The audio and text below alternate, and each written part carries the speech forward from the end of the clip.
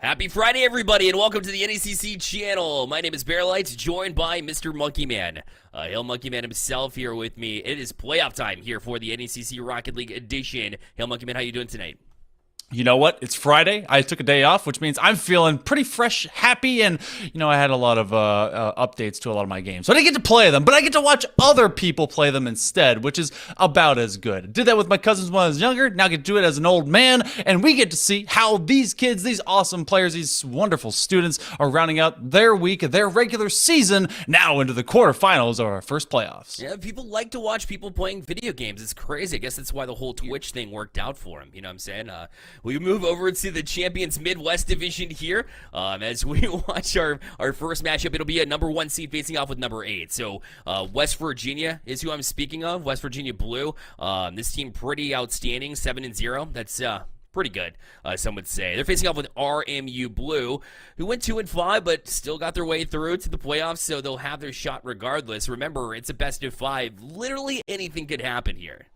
Yeah, we actually just last semester saw a lot of 8 seeds, regardless of what division you're playing in, be able to upset number 1s, and across the board, it was kind of wacky. So anyone that could be ready to have improved over the regular season, it was Columbia College White that did not make it at the full forfeiture, but this is a squad that has come up close a couple of different times. Honestly, they could, instead of being at 2-5, it could be, up to 4-3 to a different departure if things have been different, especially especially against UM Flint. But into this matchup, the last time they faced off against this squad, it was 0-3. It's 1 versus 8. You got Angel. Wait, actually, you know what? Let's check out the rosters. We do have those available for you guys to be able to see. At least I think so. Last time it was there. But speaking to them, hey, yeah, I knew my producer wouldn't let me down. Yes. Oh yeah, they knew. 100%. Let's start off with RMU, aka Robert Morris, as they hop onto the pitch with Skippy, Rad Moves, and Ethan MP4, all of which happened in my past. You know, the Rad Moves skateboarding, Ethan listening to those MP4s or watching the MP4s, and Skippy just because I was a fun individual. But they come in as an experienced team, 2 seniors, a junior in here as well. Very technical-minded, apparently, with the software engineering on both Skippy and Ethan. And Rad Moves with the data analytics. So maybe the coach, right, running the numbers, crunching the numbers on what is the realistic chance here. Remember, they're down just -7 on the game differential, so this is a pretty tight division overall, and RMU is looking to get the upset here today. Yeah, RMU, those 3 different majors put together might be able to save a particular bird app. But before we're flying in that direction, we will go into the other range as the West Virginia Mountaineers will be facing off against them. Angel, Rots, False. Much younger. You got your seniors and juniors across the way, and now you got 1 senior with Rots, but some computer scientists as well as sophomores hanging out with this squad. Sports and adventure media. Does that mean that False is going to be like putting stuff into like my magazine? Do I get to see some cool, like, you know, bikes and stuff? Is that what that's about? That's could be cool. false. Could be true. Yeah. You know what I'm saying? It could be. Wow. you today, right I swear. You fell for it again. I've gotten you too many times this time. It's been a fun time here between the two of us. Yeah, we've been together for such a long time, man. It's always a pleasure to be along with you. But again, WVU sitting here at 7-0 plus 17 game differential, and there's a reason why. I mean, False has been around the block a time or two, some would say. Has hit the RLCS level in the North American side. It's actually a Mexican-born player. Moves to the United States in order to pursue his careers and obviously his collegiate opportunities here and in your neck of the woods too. I know you're from West Virginia, so get the beautiful mountain view in the meantime. You know, you have to take the longest route possible to actually get to civilization. And in the meantime, you get to round the bends. You get to see a lot of vineyards, and you get to see a lot of mountains. I took it for granted, and I often do because I'm always in that commute. But it's pretty out here, to be honest, until the snowfall comes down, and then you're pretty much stuck inside of your own home. But will be Rocky Mountain High, and will you be missing it, or will West Virginia be able to send everyone else home? This one seems written in the stars to be a dominant featurette for the Mountaineers. But as you were kind of highlighting their names and how they are set up to go into this matchup, it's very much an early 2000s montage about to get ready for Skippy Rad Moves and Ethan MP4. Let's take a look at the schedule now on the left side of us, if you're viewing at home, which, yeah, right over there. 6 p.m. Eastern Time, which will also be me and Hail Monkey Man on the call. Will be Florida Tech facing off with another West Virginia team. This time it's WVU Gold. They're facing off in the Challengers division down there in the Southeast, it says. So that division, Florida Tech and West Virginia battling it off there, which will not be a 1v8, right? It'll be a little bit closer in the line as far as expectations go. But let's get to the matter at hand here. Between these two teams, obviously favored is WVU. I talked about False, but also we have to give Angel that shout out as well. He's been around forever, and typically plays with Flitz these days. I know he's competitive in the open RLCS. What do you know about Angel and his effectiveness on the pitch? This is a shooter among shooters. I mean, they were good for a reason for a long time whenever they were on all mid, and I think they're, is it Vergence, something with a V. It was really cool, and it's got like little electric logos. Yeah, it looks really awesome. But Angel is one of those kinds of players that can be able to float to a different squad and provide instant success as well as just pressure. So you cannot give them open and free space. Really can ruin you if you allow them to own the skies, especially be able to get you in kind of a 1v1. Angel will send you straight to heaven, and then we'll kick you out of there because it's where Angels typically are having at least a B&B. So, you know, it's the reason that this squad is so strong. Then you have False that, again, has been prolific, moved around either between competitive regions or otherwise, and just really, really darn good. This is a team that is not to be taken lightly, and just, you know, it's understandably so. They did have a couple of Game 5s, but why they're undefeated. Yeah, and more Robert Morris is going to come in here, and they know that they're up against a monster, a three-headed monster specifically. I would argue it's a four-headed monster because Dak has been joining them for a lot of the other leagues that we've seen around, competing at the collegiate level. And so even if you sub in Dak, let's say, or Rods, it doesn't matter which one of those two are playing. Even if you're missing a Falls, right, or an Angel, either way, if you have three of those four in, I mean, pick your poison at that point. They're definitely this team to beat here.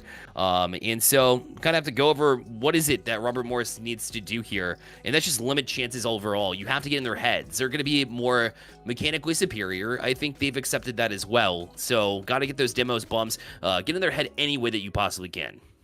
And we're going to give these players a little bit of extra time to see what kind of mind games can actually be plussed up. Because in the meantime, we're going to be taking a short break. On the other side of such a break, NECC, we'll be bringing you our quarterfinal playoffs for tonight with a little bit of Rocket League. But stay tuned. We'll be back in just a moment.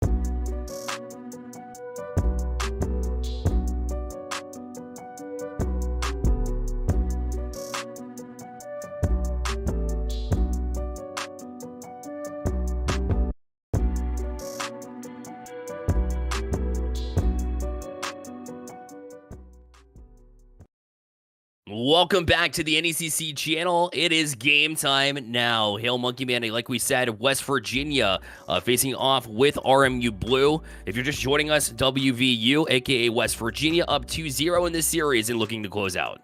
Yeah, how could you guys have missed it? It just went by in the blink of an eye. It was the Mountaineers that came in just playing so fast we could barely even see it. If you go back in the VOD, you're really going to have to just squint and stare at those few seconds in that break. Come on, you really can't miss out on this kind of action. But we do go down to the pitch where RMU now is facing elimination as they're down 2-0 in the series. Mountaineers want to get through this as quickly as they can. Surely a couple of quick goals would be very devastating for RMU, who is outmatched in this one. As that shot goes on, what a save, though, from RMU as they're able to react in time. You see WVU, and they want to play aggressively with good reason. Obviously, their mechanics are pretty second to none, and they would like to put on the pressure. The more shots, the better, because basically any shot you put on will be a grade A chance when you have this level of mechanics. Yeah, this is a team that can be upended if you kind of isolate them or really just kind of put some direct pressure onto them. And this is some good dribbling that could be quantified to exactly that. Getting away from the pressure that finally swung to them was false, just getting in. And that one could have been a massive counterplay for the Mountaineers to get all of that punishment against RMU, but the Colonials will be able to at least last for the time being. Nice pass over to Rotz. So this is a set play, but it's going to be the takeaway. Third man keeps it into the corner, but it's so far keeping Mountaineers for at least getting on the board. Yeah, it looks pretty organized on the defensive side for RMU so far. They hope to keep it that way, as it is a transitional play. It's a great save on the backside from Rotz, it looks like, as Angel was challenged as well. Now into the hands of RMU Blue. Waits back, good patience from them, really trying to find their spots, but the transitional play of WVU, eventually it's going to break through as the pass is out here to the top of the box. Although False able to beat one, could not beat two. It's Rotz in the corner. He's eyeballing one, try to step past Rep, could not do it, and RMU Blue will hold on to it. That's a loose play, though, out in front. The shot going to go high, though. The follow-up is in, though. Falls able to bury it. A little bit uncharacteristic to miss the first shot there from West Virginia, but eventually it does break through. And that one was more of, all right, can I hit this? It was a very speedy banger. They just continuously were rotating from the corners. They were stealing extra boosts and a little bit uncharacteristic, but when they don't initially get to the goal, you have a great follow-up. Every great pass is simply a shot you didn't hit. So they do make the best point of it. That's actually a set as well. It's going to the opposite side corner. Rad moves, showing he's got the rad moves to play. Yeah, Reb was hanging in here and knew and could sense the pressure was there, and the couple of touches around the defender, and that's very difficult against this defense. He's pretty locked down there on the back wall, so props to them, able to get the pass through the box and tap it home on the far side as it rolled up the post and in. And off the kickoff too, to win this one, Robert Morris looking to pressure West Virginia to hold strong here as Angel will play the 50-50, forced into it.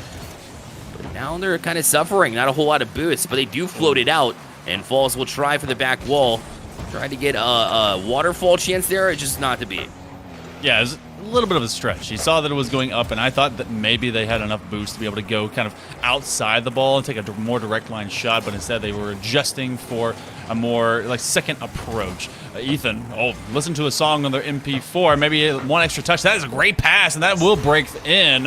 It could have been a shot initially, but they know where their outlets are, and this will get the lead back to the Mountaineers. In the way that Robert Morris has been playing defense, you want that extra touch, because Ethan was reading the play all the way, and still did, technically, at the tail end of that play, and challenged the far side of the box. But there was just enough room there, and West Virginia only needs that amount of room in order to put it through. So a 2-1 lead here for West Virginia. Off the kickoff, it's a drawn-up play where Fall is going to come through as well. 3-1 now for West Virginia. Even the plays they write up, or if they have to improvise, it doesn't matter. They get it done. The 2v1, and it's just kind of waiting. They sent the 2v2, but it's that late approach, and all Falls had to do is say, all right, who's in the wet? No one's there. Okay, cool. Let me put this through. And often, as you say, they come in bunches, and right now, West Virginia is doing exactly that. They're trying to find a third within the last about 20 seconds or so. The pressure exists. Got to make a touch. Colonials will survive for now, but they're down 2 beyond the halfway point, and it's just consistent rotations by the Mountaineers. And boost steals as well. You can see they're pretty low, and West Virginia continuously going to the corner in order to grab those. So Rad moves. Got bumped out of the way here. The read is there, but a good read on the defensive side, followed up directly by Angel in a 4-1 lead for West Virginia as they have just taken it to them. The bumps, the pressure, the breakdown, and a great job to take control of the pace of this game.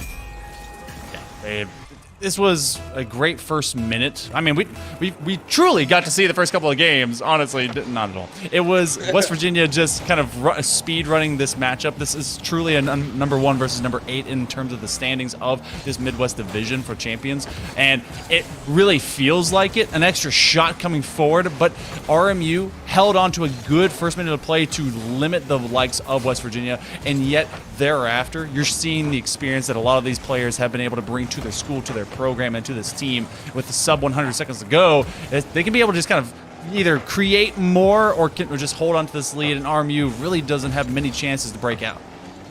Yeah, they've been pretty handcuffed overall from just the onslaught of offensive pressure that West Virginia's been bringing.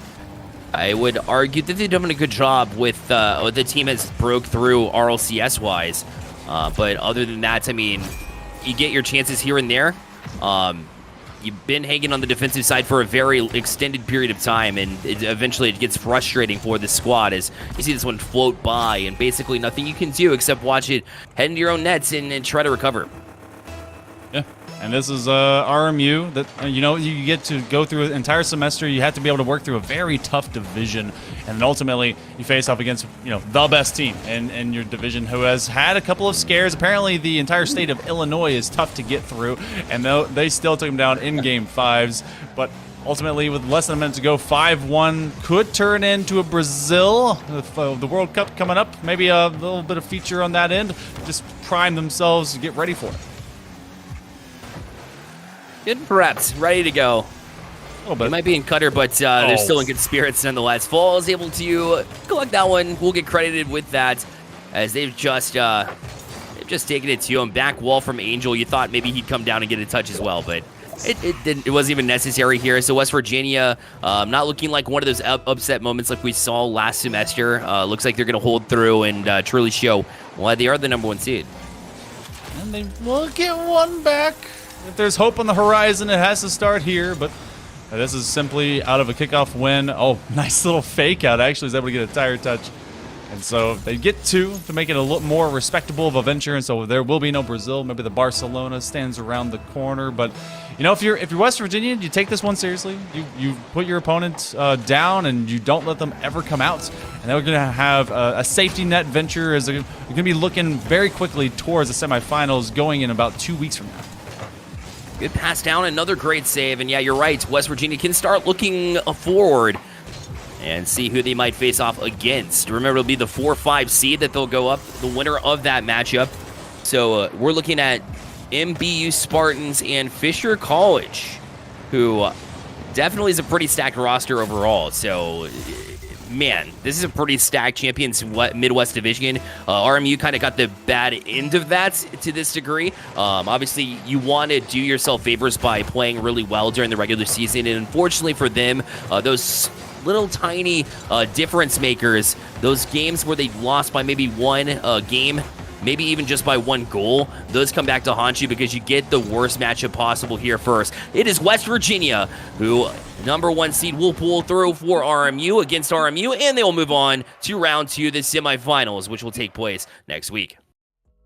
West Virginia, we had high expectations of them, and they proved to kind of measure up right to them. But again, it was number 1 versus number 8, RMU. They have a lot that they can be able to build upon. This one, they didn't really get to have much of a look.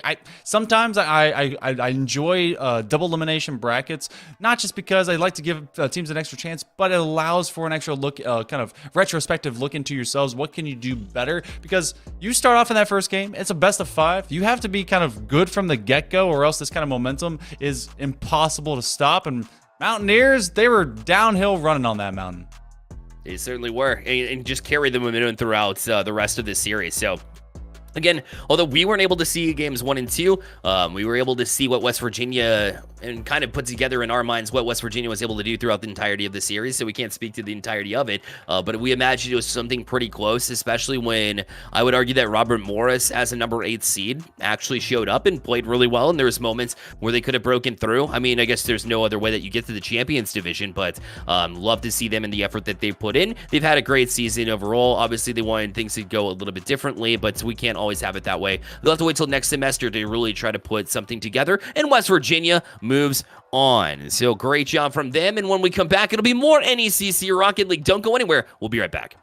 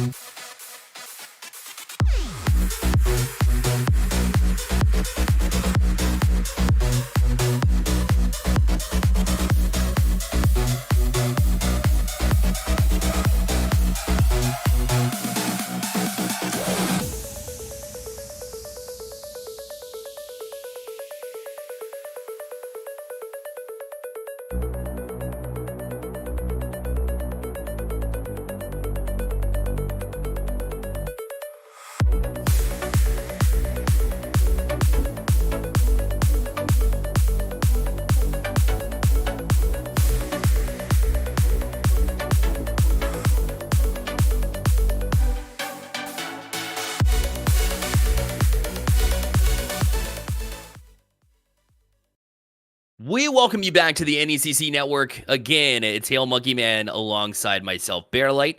And we headed the second match of the day. West Virginia's top team was able to kind of roll through into the semifinals matchup pretty easily as we saw them a big win 3-0 over Robert Morris. We move on to the 6 p.m. matchup because it is, after all, 6 p.m. Eastern time. And we watch Florida Tech facing off with West Virginia Gold this time, who's not favored in this one. They're actually the number 5 seed coming in, facing off with Florida Tech, who's number 4. This one should be a great one. You could say that these Mountaineers want to strike gold as they get to be that lesser, well, not lesser, that's younger brother squad from the Champions Division all the way to the Challengers Division. But it's going to be some mighty cats, and my own cat smells. Go bathe yourself. But these Panthers are looking oh so clean and ready. This is a number 4 versus number 5. So this one's going to be, I love these kind of matches because when you look at what happened the last time these two teams faced off, it was in fact West Virginia that took it in a game 5. So now as a slightly higher seed, can the Panthers be able to rewrite history? A great question, because obviously they are favored technically from a seeding standpoint. But based on the last matchup, it was West Virginia, and it kind of begs the question overall, because these teams were pretty much dead even. Florida Tech at 5-3, West Virginia Gold at 4-4, so pretty close in that regards. Does it make having a team above you, like we saw with West Virginia Blue, that at that champions level, does that give you any kind of edge here moving forward, knowing that you have that kind of experience above you? I mean, I can think that maybe gives them a minor amount. It really just kind of comes down to, all right, can you isolate this particular matchup of what happened before? Do you think you can repeat it? Do you think you can do better than what happened? Because so many people, so many players live in the past and they're like, okay, this is good. But if you're not improving from the last time that you played or over the course of a season, you're really not doing yourselves any favors. But let's check out the rosters in the first place that are going to be rocking and rolling coming in this one tonight. The Panthers of Florida Institute of Technology. It's going to be Dimes, Beastin', and Feastin', and Dask 2000. Man, that's quite the name. It sounds like a robot from the future, except the future is in the past because 2000 was 22 years ago. We don't talk about it. The sophomore, and a junior, respectively, there for Florida Tech. And they'll be facing off, like we said, with the number 5 seed. It'll be West Virginia Gold coming in on the other side of the pitch, coming in at 4-4 with somebody that I actually know very well on the West Virginia side, which will be Magic, Deck, and Ryan. Whenever that's pulled up on the screen here, you'll see that momentarily. And this side is pumping right now. A freshman in Deck, who's also known to be the sub for the West Virginia team up top, aka West Virginia Blue. But then Magic comes in, somebody I know very well from the Stay Plugged In realm, the high school recruitment platform that works as a partner with NECC. So, you know, as a high schooler, he was always looking to up his game, always involved heavily when we talk about, you know, trying to improve their game, where they're going to land collegiately, and then made the transfer over from Bay State College over to West Virginia. And so he's looking to do big things, had great conversations with him. He's always ambitious, and now moving into his sophomore year, that means he's going to move into more of his own. So excited to see what he's capable of doing, putting on the pitch here. I want to know from your perspective when it comes down to these players and how they kind of evolve from that recruiting base, and then, you know, they kind of come into their own identity, and then finally into these esports programs. You have Deck that kind of is in that transitional space, especially as undecided a major freshman. They can be both a sub to the higher, but maybe a leader of this quote-unquote lower. How does that really kind of affect you, a player in that position? Do you feel like that's just about experience, about chemistry? It feels like they can share so much because they can support when they need to, but lead when they have to. It's exactly right. So you kind of find your place, and getting settled in is very important in your college life overall. So coming in as a true freshman, I think it's great to be honest with yourself. So first I want to point that out about Deck, coming in naming himself as undecided. listen, I pretty much did the same thing when I walked into college, walked out with a couple degrees. So, but now being settled into an esports program in addition to that, and having Magic, who just went through that same process of being a freshman, and multiple, multiple semesters under the belt, knowing to expect with your preliminary classes, so that way you can really nail down your college life and then be able to focus more so on the Rocket League side of things. That is definitely huge, and they know their roles. We head into game number 1 now as West Virginia gold and Florida Tech in blue. And we'll see if Florida Tech can live up to their number 4 seed here. Obviously, like we said, West Virginia got the better of this matchup earlier here in the season, but Florida Tech starting off strong on the offensive front here, 15 seconds in. Yeah, this is a little bit of deja vu. Same color teams in that respect of the higher and the lower seeding, and it's a whole lot of blue hanging out on a whole lot of gold. Good pressure. That's a great takeaway as Grover is actually on the pitch with us here for Florida Tech. An isolation touch, trying to be able to make it into either an option or just a front stab at the net, but it's going to be Magic that does at least sight it, take it away, but it's been really tough early on here for the Mountaineers to just get out of their own half. Struggling to escape what tends to be a trap play from Florida Tech, who's been really good aggressively. As you see, Dask with a good read here. We'll put it down the field. Looks like he has a teammate there as well to play it off ceiling. The follow-up couldn't quite get to the position before the defense could of West Virginia. So their defense bailing them out a little bit early. Now they're looking to transition and maybe find the right shots. And sometimes it's about quantity of shots. It looks like West Virginia's not too worried about that. Looks like they're kind of settling down, trying to find the grade A shots where they can, and sometimes that'll be better off for it as they try to transition down the field. But launch to the corner here, it's Grover. Touch back out by Beeston. He stays on it. Called off Grover. As you saw, they both had a chance and opportunity to go for it, but we'll hold off, and Magic will carry it back out. Something that may come into effect into, maybe a variable right now. You actually have Grover and James, or Jamie, however they're wanting to represent themselves, on the pitch, and that could be a big deal as you actually don't have some of the key starters for either squad, but because of that, it's been a very even venture. Grover with just good focus, and Beast and Fisa knew that they didn't want to flip forward, just had to make sure the continuation of that ball was corrected on its angle to go into the net. It was going a little bit wide, and so that'll be first blood drawn by the Panthers. And they'll look to try to get second blood as well and follow it up and really, be the ones that are digging WVU's holes versus themselves up in the mountains. Settled in the corner. Magic able to beat one to the corner, but is beaten to it right afterwards by Florida Tech, who moves it down the field, able to beat Grover too, and Dask will have to try to grab it. It's a great touch away from Ryan, but nobody available there, so his touch was pretty dangerous after all. And although he'll get boosts, he'll get demoed here in the process. And Dask will clear out to center field. Now to the corner, Grover with a big booming clear, but up for it already is West Virginia as they do get the touch, and Magic will kill it here at midfield. And a chance off the back wall, not the best touch out, but Grover with a side flip. Unfortunately, he missed the mark. Yeah, that's just it's one of those where everything starts to get squeezed in and just a little bit too close to the corner, and you're trying to work in very limited space. Flip reset. Ryan has his chance for another flip reset. They do actually use the second one, but not to full effect, as that did stay into the stripes, and now on the attack, Magic kind of just bangs it into the corner. Didn't have a support system around them, so they leave the defender all the way on their back wall for WVU, but the Mountaineers, again, a lot of free space, bit of these rainbow arcing high clears. Grover has been able to be that glue for Florida Tech to find extra touches to set up both Dask as well as Beeston and Feaston. And we're seeing kind of the run it down by the Mountaineers as they're trying to get a little bit more physical. That's been traded between both these teams. That one's a bit awkward as a hit to the top of the box.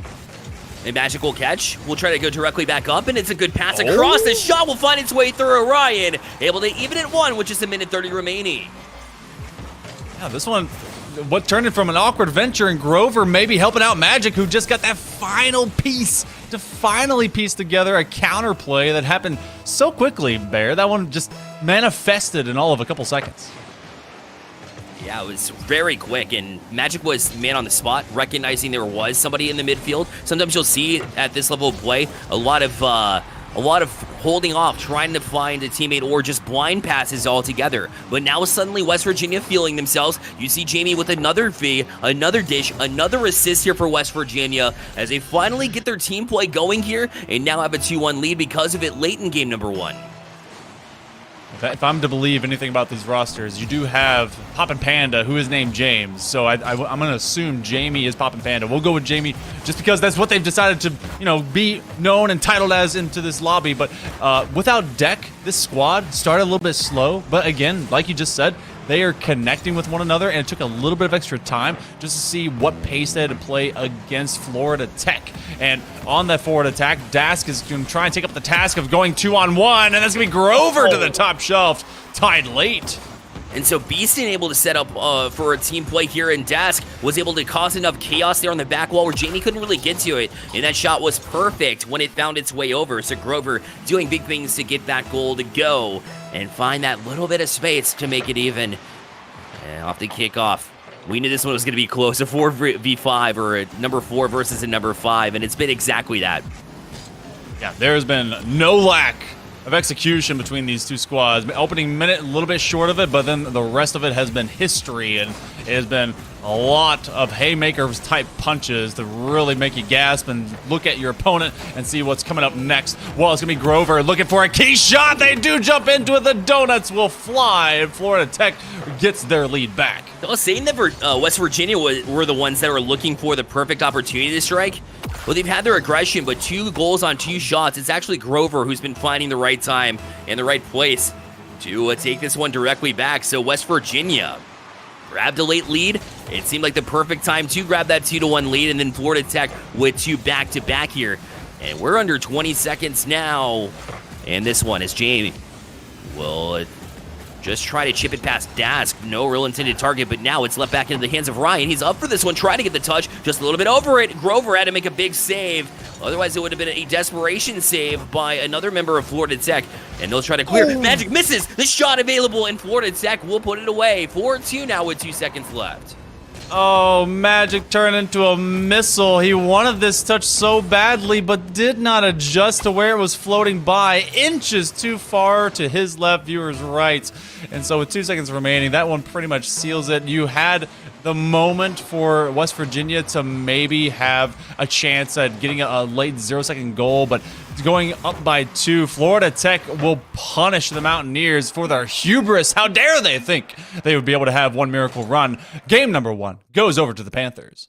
It sure does. And, your mind's kind of doing things whenever you know you need to get back down the field in a limited amount of time. So for Magic, you could tell it just a moment of a distraction, maybe a little bit too far, as he was just off the mark there. But either way, both teams played really strong. West Virginia got the lead, but then surrendered 3 very quickly. I mean, that was a matter of maybe 40 seconds that they let in 3 goals there. So they have to keep it clean.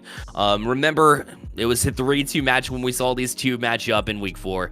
I expect no less than a game 5 here. I know it's different rosters currently, technically, but I still think West Virginia has it. I think, even if you bring in Jamie right now, I thought Jamie played really well. I thought keeping up with the pace, right, which is a concern when you put in maybe a 4th player to replace one of your top impact makers, but I don't think they've looked too far off, and I think West Virginia has a good chance to roll back in here and force maybe a 1-1 game here after game 2 is over with.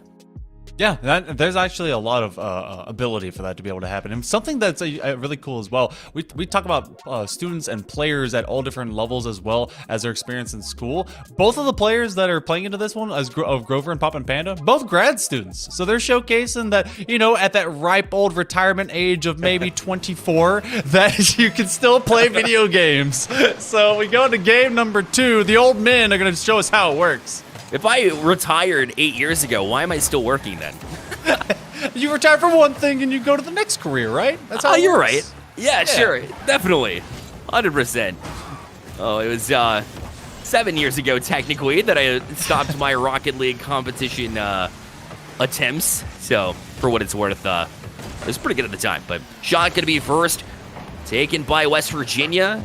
Did go well high, but Ryan trying to set up a team into Magic, and he does take a shot, but it'll be on the short side post where Beaston and Feaston was waiting for it after spawning in just the right place. And now Ryan. Counter, though. almost had it there, but back to the corner it goes. That was a chance. I mean, that looked very duplicative of the counterplay they had in game number 1 that ultimately was able to give them a setup for a tie and then ultimately a lead. Though you were talking about how it was short-lived. They allowed 3 goals in a row from the Panthers. So they do have a mind for getting to these challenges in open midfield space. And again, the first opening minute, it seems to be very much deja vu of what happened in that game number 1 as Florida Tech is just putting the pressure against them, but they've freed up a lot of real estate behind them. They really have, and what you're able to do with that space is, of course, the next step you have to think about. And we've seen moments of that where they're able to do it so effectively. We'll see if they can get back to it here. As now turning is Jamie. Love that he stayed on the play here, even though low on boost, still going to make it difficult for them, and Magic allow the chance to bounce it in. That's what you need to do is stay in plays, and Magic will make it 1-0 for West Virginia. Not just for staying in plays, but also for staying in a good mindset. It was Magic that probably kicking themselves just a little bit at the end of that first game, and this is a confidence booster. And also a really great shot. No one ever expects that mid-level of the bouncer going into the net, especially with that much speed. You did see Jamie. We were talking about their effectivity of what they're trying to do along with their teammates. They were sweeping across that backboard, trying to bump anyone into defensive position. Couldn't quite get up to them, but just having that threat is able to move the Panthers around and give the Mountaineers a better shot. Mountaineers right back on it, right on cue. Trying to challenge the back wall, but it was cleaned up there from Florida Tech's defense. And Beeston and Feaston. One tried to clear, but it was right back into their hands. But a bit of pong, it's just boomer after boomer. And no real control as this one will fall back to Florida Tech, but he plays it loosely as well. As Beeston will allow West Virginia the chance to jump on it now from the back wall. Good find and chip back towards the other end from Magic, but it will be cut off again by Beeston and Feaston. Dask is there. The shot going to go well wide, though. Demoed off it, though. A lot of space created because of it. Florida Tech to pass across. Oh, found the hole, but just could not find the shot when it got through. It was very well drawn up. Just about, hitting your last mark, but, you have to adjust to whatever defender is kind of left over. That is actually going to be angled and anchored all the way to the opposite end as you have Magic just kind of popping off into this game. It's going to be a bouncer that does go through. I want to see where the final defender was on this one because I thought there was a backup man for this final touch. Yeah, Beeston and Feaston was there, but it looks like Das just tried to swing around, maybe a little bit too far. He dove for it, but just couldn't get there in time. Now 2:04 left on the clock. West Virginia up 2-0. Magic has been doing a lot better this game. Remember that mistake late in game number 1 and how it's not haunting him right now. Could be super important. As a 50. Way down to Magic. He will win another 50 as well, but ran out of boost, so could not quite get that other challenge. And Beeston and Feaston will play a 50 of his own, but only person available in that corner was a West Virginia player. Not exactly what he wanted, but Grover, a great pass here. Cut off by Ryan, though, just a little bit too out of reach. And now Magic pushing this one high. Avoids Jamie. Will get a shot off, but not one that's very challenging there for the Florida Tech defense. Jamie holding onto it. Leaves it for Magic, but he took a little bit too much time, and that would be challenged off the ball. That was a great 1v2 play, though. Really kind of just playing away from him. A great juke step that was able to open up corner space, and then Magic still had an extra chance to maybe kind of run it down. And then they played on the fake out just to be able to get a delayed 50, if or anything bonking off their nose. Maybe the sniff out as Jamie's trying to be able to take an intercept all the way on the defensive half. This has been a completely different game for Florida Tech. They have not been able to run it down into the offensive half and confuse and just congregate the WVU defense in a way that makes them awkward or makes them feel anxious. They've just allowed these kind of boomers to go down, and WVU finds a couple connections, makes it go happen, top shelf, and Magic will get a third for them. I think they recognize it's just been boomer after boomer, and so it's a team that adjusts the best and says, we can hold on to the ball, or if we find the right spot, find the right places, those passes can work around those little spots. And for West Virginia, that's what they've been finding. That's what Magic, found on that last play to make it 3-0 here. And West Virginia has looked a lot better in this one. We said it's probably going to go to a 1-1 scoreline, and sure enough, it looks to be that way too with 30 seconds remaining. That being said, we saw West Virginia. They did sacrifice a couple of goals to Florida Tech late in that one. So hold that thought, as right now Dask but again, cut off by Jamie. Here in the offensive end for West Virginia, killing even more time. Magic will play it across. He's to the ceiling to get a touch just to get it away from the defender. And the angle is there too for Ryan. Why not? When you're feeling it, you're feeling it. And West Virginia will move to 4-0 and perhaps have equalized the series because of this. Yeah, the game's not over till it's over, but when you're burning that much time and unable to really get out of your own half, especially because Magic, who has been a madman since the end of that last game into the beginning of this one, opening up the scoreline for West Virginia and then opening up chances for his teammates. That's going to be a counter the other direction. Ryan finds another one, and this is a great response by West Virginia to just tell the Panthers, hey, look, that last one ended weird, but we're here to play.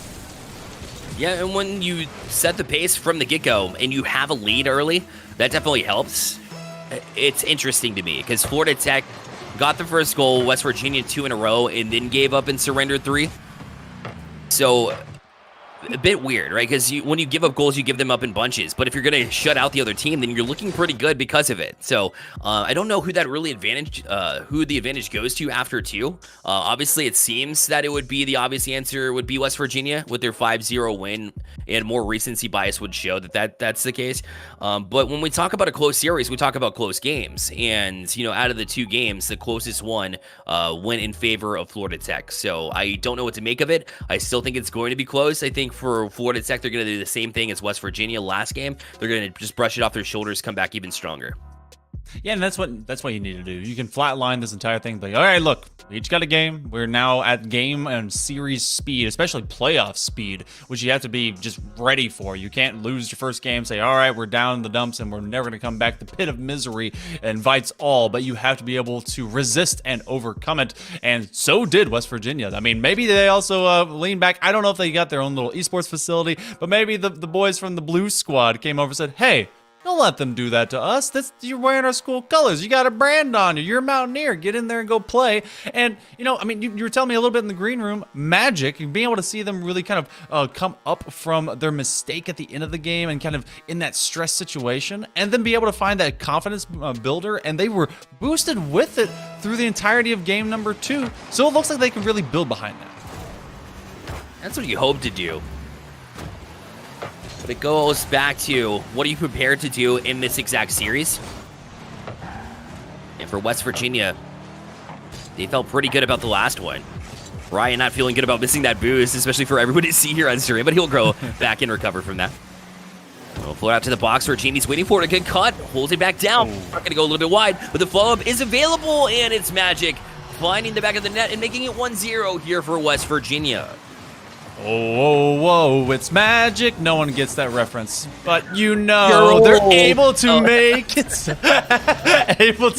so, as they cut right back in. That was a great, nearly individual play. I think it was by Jamie, who was able to dribble it, take control, and then fake out the first defender. They just couldn't get to the wide angle of that ball. So first half minute of play, West Virginia again starting off. That was a great shot. It was just Das that didn't take it. No, it wasn't. Unfortunately, it was not. Dask who was able to put it and pressure them.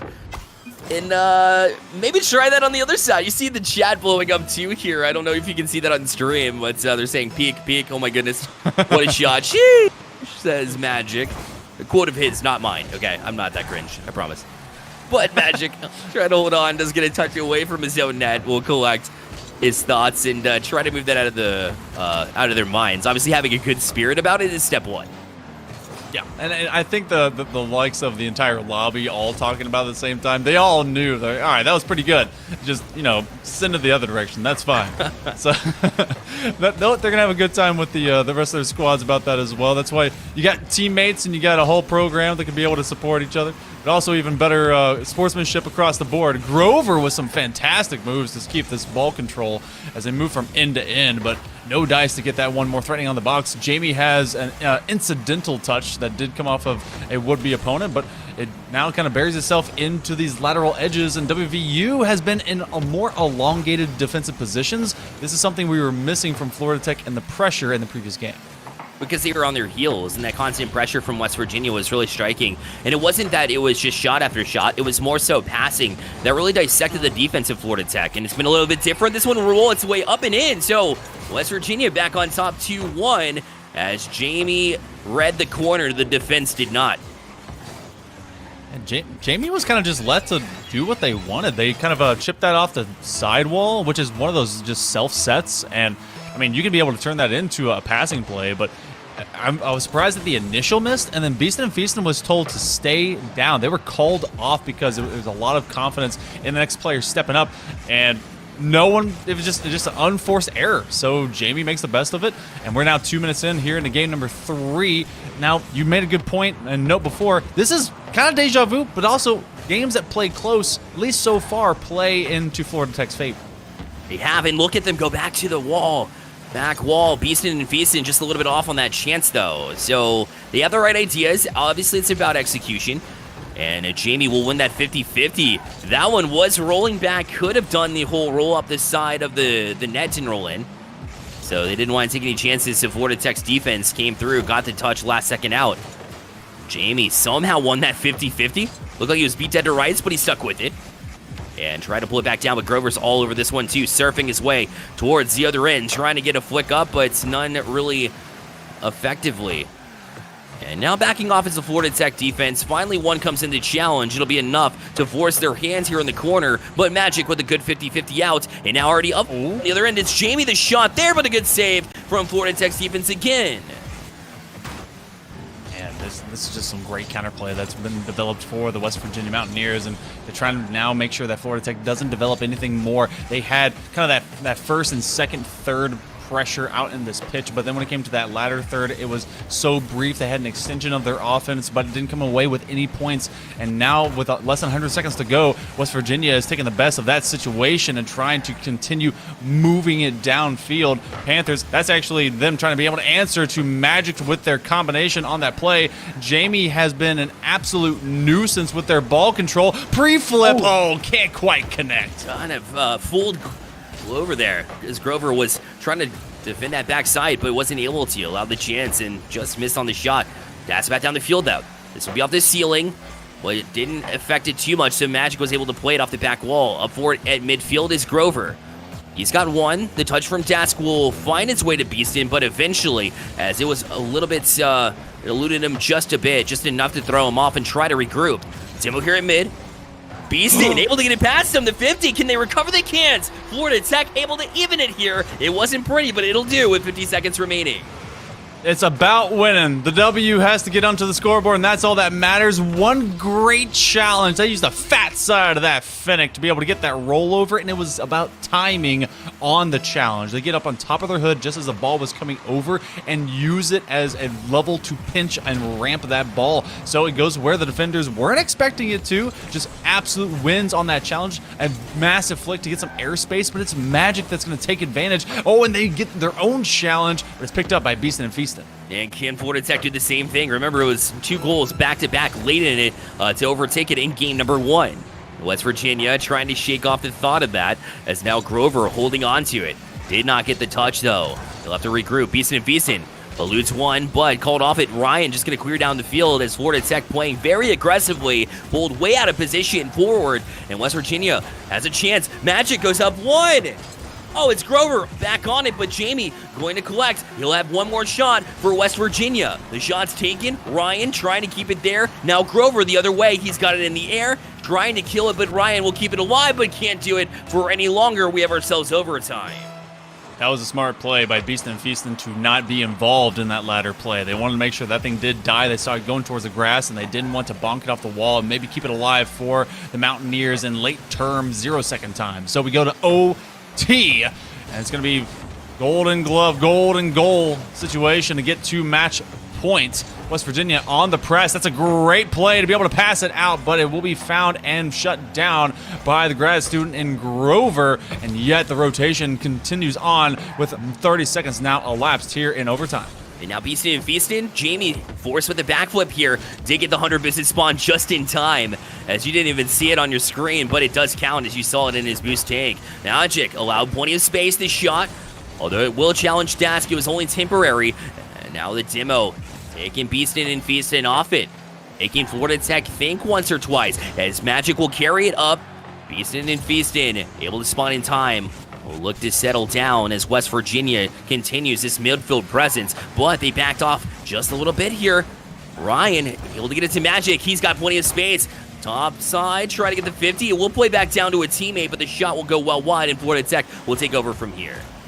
You get to see a little bit of extra thought process going into that particular strike because they went wide of it and then started going a little bit more up lane to try and take it away because they knew the defender was at the post. They were trying to slip that shot in, not really setting up for a would-be pass, but it has elongated into pressure and positioning. Now 90 seconds here into overtime in game number 3. Individual play. Ryan trying to be able to get it, but he does spin to win, and they're trying to be able to put it in. Now it's a breakout play. Counter, no, the other direction. Magic's able to disrupt. They may be able to swing it out, but it will be Beaston and Feaston that rises to the occasion and the challenge to keep them from getting that next strike. Good responsibility from Magic there at midfield in order to turn on that one to get to a place where he could challenge that. Otherwise, they were beaten on the counterattack. And Ryan will be able to pop it high, allow his team to rotate around because they were playing super aggressively here in overtime, which is fun for us here in chat and on the stream, but not when you're trying to defend in overtime. As Ryan will try to challenge his back wall. It's over to the corner now, though, as nobody could follow up on it, or wanted to at least. Apparently, they've been playing aggressively too much. Flip reset from Das, not able to connect. Magic will put it past one. They need to get back to it, and Das just in time. Oh, Dask up to the task. He sees both of his teammates fall away. There is no support cell here as Ryan is going to take it away, but no! Magic is running it downhill. Hit him with another 9 arcane spell, and they will be full fireball. Ryan with the setup. They couldn't even get the final touch, but challenges are able to stand up to the task. It's West Virginia that goes to match point. Oh, everybody on the defensive Florida Tech just got stuck in that corner. And when they did, the communication needed to be there to say, he's right up on you. That way he can carry to the corner, the opposite corner, instead of trying to carry it upfield where Magic was ready for it. He had it pinned in. He said, I know they're coming this way, and he was able to tap it to the back of the net because of it, win that 50-50, because he had the full sight of everything happening, whereas you're just turning when you're on defense there, stuck in the box, didn't have much of that viewpoint, didn't have the FOV of your opponents, and that'll happen every time. So that means that West Virginia has now won the big games. They've won the close game as well here in Game 3 as a difference as opposed to what we saw in Game 1. So what can stop them now? You know, if you're talking about Florida Tech, what do they got to do? It feels like they got to come away with points when it presents themselves. I mean, there wasn't exactly open shots that weren't taken. It was simply a matter of, you were talking about the trap play. It's when they had that pressure in game number 1 that West Virginia was at their weakest. They were completely scrambled. They were stuck in their corners. They weren't able to just get out comfortably. And even when they did in the middle of that game, they did surrendered 3 in a row. That seems a little fluky now as they were able to get a close game and a big wide open game. And the biggest game of all is being able to put this series away. Will they do it in the 4th? Or will this be forced to go the distance? Either way, these teams have a history. West Virginia owns the better of it through this current regular season. Florida Tech is on survival mode. Yeah, they are, and when they've been struggling the past couple of times to find scoring chances, and now with West Virginia putting the pressure on early, that's going to make it very difficult. An uphill battle here, as ever since the 3 goals in 30 seconds, they've only had basically 1 strong goal to show for it. The other one a bit of a fluke goal. But Das now back on it as he'll try to challenge. That one a little bit closer to the net than I think Jamie thought, but it was still able to control on the back wall. And here in net, Ryan will pop it up to a teammate, Magic, and he'll get a couple of touches to play it out. And that forced Florida Tech to kind of panic back a little bit, and Ryan allowed another shot because of it. For Jamie, that one's like, it didn't go in. It wasn't even close. Not a big deal. Yeah, as long as it skims around the outside, as the song goes, then it's okay. But in the first minute of play, this one looking very much the same as we've seen before, except the previous one had a score inside that first half minute. Now it's become somewhat in the trenches of who's going to be able to win these more physical plays. It goes to the corner with a minute 15 now burned off. I like the setup, and I know they're looking for it, but you do have that tendency to have one man stay a little bit further back now for the Panthers, and that's actually taken away their weapons. They're not in that more confident rotation. So that means they got to transition to transitional play, right? Because you have all three popping up at the same time. This is a chance right on cue, but Ryan able to get to it. But that means breakout play is ever so important. You have to anticipate now if you're going to play more defensively to break out, because West Virginia has been playing aggressively position-wise as well, in addition to that, and that's one of the reasons you were forced into the defensive position in the first place. Ryan breaks through. West Virginia on top in Game 4. You had no one on the backboard, so no one could see the long-distance plays. You do see, I think it is Grover from that opposite corner. They thought Beastin' Feastin' was flat out going to win that ball, but it was the reaction to be able to jump in, and Ryan splits the difference as Grover had already turned upfield instead of going into the net based on how far that ball had dropped from his defensive half. So, with more than two now pushed into game number 4, West Virginia again continues their pattern of getting the opening score, and Jamie trying to be an absolute bully to Beastin'. And Magic pulled it back down, anticipating an open cage. Although it was on one side, the other side was pretty locked down, as Grover was on that one. And now Grover, from the back wall, finds an outlet pass, but it's cut off again. This trap game, unreal from West Virginia. Prime example of what I'm talking about when I say trap game, as that pass was the transitional play that I was talking about that they needed, but it was read all the way. The anticipation has been great from West Virginia. Let's see if they can have a transitional play of their own. No, it's cut off by Beastin' and Feastin', and held in their own zone. Pass over to Grover. Cut off by Jamie, just on top of his box. Holding off to get the next touch to pop it to a teammate, but it's right into the hands of the defense, or their opponents rather, and now some extended offensive presence, which we haven't seen from Florida Tech in a long while. Yeah, this is something very, very welcome, especially because one key player that was a big striker, Beastin' and Feastin', has been more of a Starvin' Marvin. He's really looking for a chance to be able to get this one up and over. It actually is the up top option, but Grover just can't be able to navigate through such tight traffic of 3 players all coming around that corner, and it will be Beastin' and Feastin' that does get the big defensive stop. They rotate into their net and then hug that corner and that post, and now it's a handoff from Das to Beastin', but the gap will be filled by a Ryan player that will be able to fill that gap in just a hurry. But look at this quick cut play. West Virginia is now meeting challenges right around the top arc of their own box, and that's giving Florida Tech just inch by inch able to travel and maybe get another shot. This one's open and it's off. Oh, that's one you had to have. Grover knew they beat everybody defensively, but he has to get back to it now. Can't break your focus here, but it looks like it did. This game is going by in a flash. You're going to have limited chances, and that one is one that has to go. It has to. Oh, yeah, this semester could be over, and it could be the last thing that you had a chance to do. You had been able to beat the entire rotation. Now you just got to get the easy stuff. Grover, good control, going to be able to get it around 1. It's a 2v1. Can they be able to out-pressure the near side post? 35 seconds are coming up. Beastin' and Feastin' climbs the ladder, and they fall off a few rungs without the ball. One extra strike will fall away. Bear, it's a half minute to go. West Virginia trying to do just as good as their big brothers. This is on match point for them. They just got to keep the ball out of their net. 20 seconds away from this upset, as now Magic will try and play corner and does beat Grover to kill more time.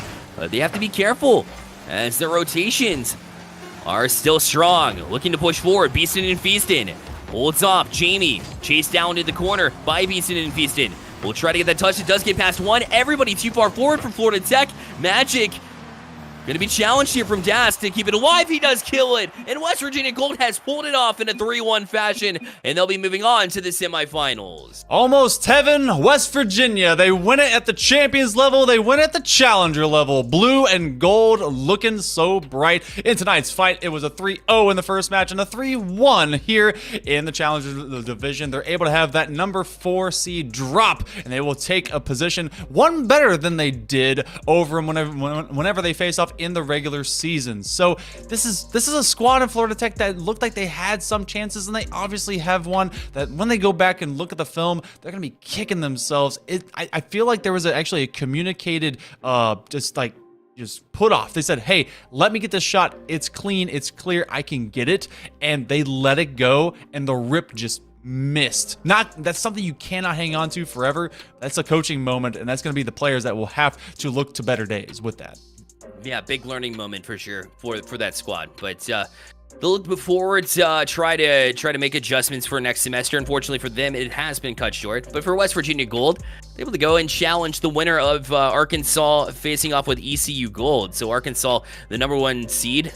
So going to be a difficult matchup if they are able to get through. You assume that they might. 7-1 is their record. So. But they never played West Virginia. So West Virginia hasn't seen Arkansas yet. So for me, the way West Virginia was playing, it looks like they have a decent shot. They were pretty strong. We'll see if they can take it to Arkansas here in the next one, Hill Monkey Men.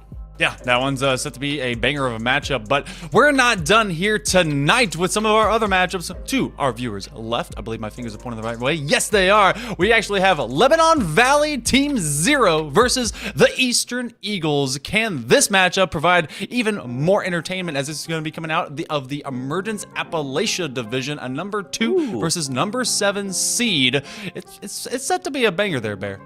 It certainly is. You gotta love Lebanon, what they've been doing overall, and the Eastern Eagles, their chance for an upset here as well. And that's one that you do not want to miss. So make sure you stay right here on the NECC network, and we'll take a quick break and be right back.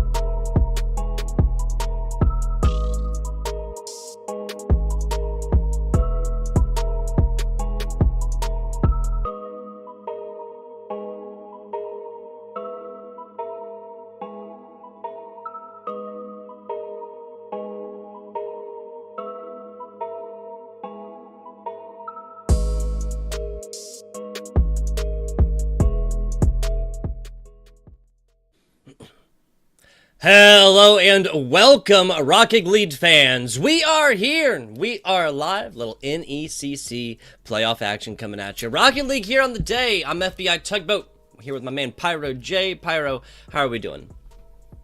Ooh, we are doing good, Tugboat. I'm not gonna lie. We got quarterfinal playoffs action.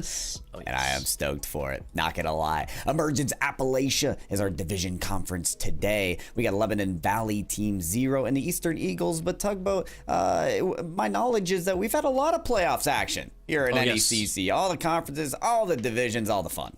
Oh yes, let's go ahead and check out that scheduling, kind of run you guys through how the day has gone. We're getting confirmed on that. I believe that was Robert Morris University Blue. They did 3-0 the West Virginia, University squad there. That was the Blue squad. Now, Washington University not going to be out of their respective divisions and conferences, right? Because West Virginia University, my goodness, that was the Gold squad, did put down this Florida Tech squad. That was the Panthers over there. And 3-1 fashion. So it was not another sweep. It was a 3-1 right here. We'll be looking at this. This is the Lebanon Valley College, the number 2 seed. That's Team 0 as well. Lebanon Valley, obviously, sending in multiple teams as well. Taking on the Eastern Eagles, the number 7 seed. Yeah, and so listen, 7 seed sporting a 3-5 record here from the Eastern Eagles, and nothing bad about that as they have made the playoffs. Okay, that's where you got to start, right? And then you got to go up against some tough competitors. The 2 seed of LVC is not going to be any easy breeze, that's for sure. But before we get into this match, we got to check out the lineups, right, Tug? Let's take a look, starting at, I believe, LVC. Yes, absolutely. Taking a look at Lebanon Valley College. This is going to be, on the day, Blarf, Bush Tactics, and Fuzzy Wuzzy. Yes, we got confirmed here. That is Fuzzy Wuzzy, as in Fuzzy Wuzzy was a bear. Blarf, the actuarial science. Actuarial, I believe that's, I don't want to say, that's like Undertaker stuff, right? I think it is like that's accounting, not the right word. Maybe? Yep, that's insurance risks. That was about as wrong as I could get. The actuarial science sophomore in Blarp. Bush Tactics, also an actuarial science sophomore. Fuzzy Wuzzy, little music business action. Maybe some production, maybe something like that in the future of Fuzzy Wuzzy. All sophomores as well, so not fresh meat, not necessarily the old players there within the Rocket League scene yet. And I'm hearing that Fuzzy Wuzzy has the voice of an angel. One of the interesting facts that we received, so maybe they can, serenade their way to victory. Also, has won a Challengers series there last spring, along with Mugars. So, they continued to place top 3 in the Nationals. This is a unit composed of some strong contenders. Let's take a look at the other side, though. We need to take a peek at the wonderful Eastern Eagles of Eastern University. We've got Ethan, Classy Weasel, and Stare. Yeah, so Ethan, or as the sheet said, 3-thin, named Ethan, 3-thin. We're going to be going by 3-thin because that's what's written down on the sheet. Computer Science Junior right there, a graduate student for data science in Classy Weasel. And Stare, period. Stare. I guess I'll say it like that. It is the end of the sentence. Stare. For the Computer Science Junior right there. So another squad that has 2 members of the same major, right? But this is a slightly older squad. All sophomores on the other side. That is the Lebanon Valley number 2 seed. This is Eastern Eagles, 2 juniors and a graduate student. So maybe a little bit of extra experience versus the young blood. Hey, maybe that experience pays off, but the more I watch Rocket League professional scene, the more I see the young bloods taking down the old dogs. That's fair. That's fair. We'll take a look and see if Classic Weasel, the veteran, has what it takes to lead his team to victory here in the quarterfinals. Of course, the Eastern Eagles, a bit of an underdog, is as a 7 seed, but Tugboat, as we get into this series, we have to take note of the fact that, it was the Eastern Eagles that took down the LVC squad 3-2 in a Game 5 matchup. So we may be ready as we hop into game number 1 for a very good match here.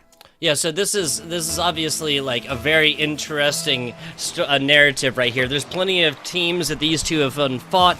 The Eastern Eagles coming in at 5-3 regular season record, 6-2. Different story for Lebanon Valley. We'll cover that a little bit more once we get on into our breaks and whatnot, because there's a lot of interesting narrative. Just know, guys, that just because we are looking at a number 2 seed doesn't necessarily mean much. But Lebanon Valley striking early, 22-second there's already our first goal on the board. Blornf over the Fuzzy Wuzzy. Awesome maneuvers there to start off for this team.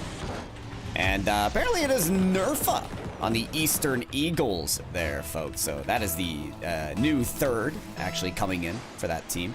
And hoping to really do some damage for the squad. First goal already down for LVC. Fantastic job right there. Early goal. Nobody's going to be upset about that one. 4 minutes, or 4 minute 25 seconds right now as we're on board with Fuzzy Wuzzy, burning everything to try and get this one popped up. Now we're back to the middle as Threethin getting some awesome stuff done. A weaker defensive block, but that's just going to set up Bush tactics right here to try and start an offensive push of their own. They're going to do their best to get that around right now. Nerfa with a bit of a weak clear there. Threethin can't get the touch there. Fuzzy Wuzzy trying to play disruption there in the mid-game, which could work out for them. The ball lofted safely back to the corner. Fuzzy Wuzzy with a full tank of boost trying to follow that ball. Not quite. No second touches from a lot of these players here, Tugboat. A lot of them kind of frantically putting it kind of towards the avenue they're trying to get this ball over to. It's a little lack of cohesion here to start off the series. I can completely agree with that. A lot of times you see these teams come out and really give each other a whole lot of respect. Some slower plays and not so much on the bumps and demos. Speaking of demos, again, there's a double up action right there. A second serving for dessert, y'all. Minute and a half into this one, we're getting physical and disrespectful early. May the disrespect come out. I am ready for it personally. But so far, we are scoreless from the side of the Eastern Eagles. Still doing the best that they can to get this ball on the other end, and maybe that's part of it right there. Shot's gonna come. It's a slow play through the flick. Fuzzy Wuzzy, big time baller coming through with the container on boost, and maybe an open look. No, Nerfa near save. Fantastic stuff. No one wants to go down early, about 20 seconds outside of halftime. It's not that bad a time to do it, though. Over at right side corner, not for lack of trying, Team Zero still trying to get this one going, but now losing possession. The Eastern Eagles coming running, flying, scrapping into there, but it's the last man back that gets this defensive block, and that is everything for the Team Zero squad. Maybe not. Coming back this offensive around push, yeah. Here, yeah, no, it's just stuck in the corner here. Somebody's trying to get this ball out, but it might pay off well for the Eastern Eagles. Instead, long clear the other way. Blarmf, maybe for the ball, maybe for a bump, maybe something. Won't pick up either, but Fuzzy Wuzzy, look at the shot off the backboard. Ooh, Bush tactics. Has to push that out to the corner.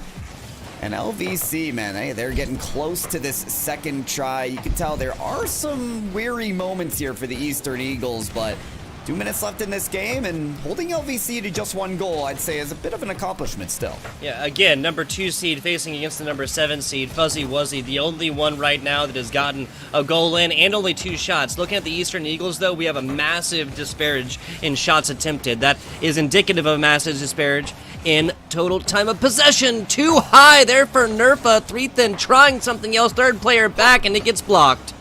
You gotta be kidding me. 1, 2, 3 from Eastern Eagles. Nobody can score. Back down on the other end. Bush tactics denied. Double save there for Eastern Eagles, and they're still holding up a gridlock defense. I can't believe this. The ball is magnetized to any side of the field other than the back of the net. Yeah, last time I saw a gridlock like this, I was sitting in LA for about 3 hours in my car on the 15. Crazy stuff here, Pyro. 60 seconds, the classic 60-second drill. What do? Down by 1 if you're the Eastern Eagles. This has been such an electrifying game so far of our best of 5 series. I'm not sure if you mentioned that earlier, but yes, a best of 5 series here, y'all.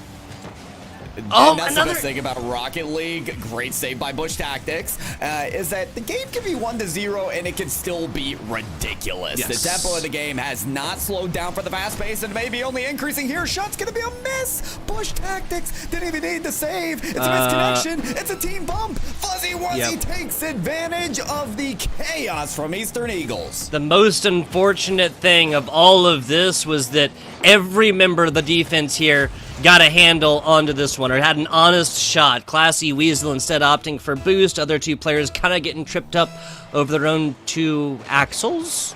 Not feet? I don't know. 30 seconds left in this one. Eastern Eagles pressure's on early. Oh, maximum pressure here, and especially when the team chemistry isn't working at its best right now.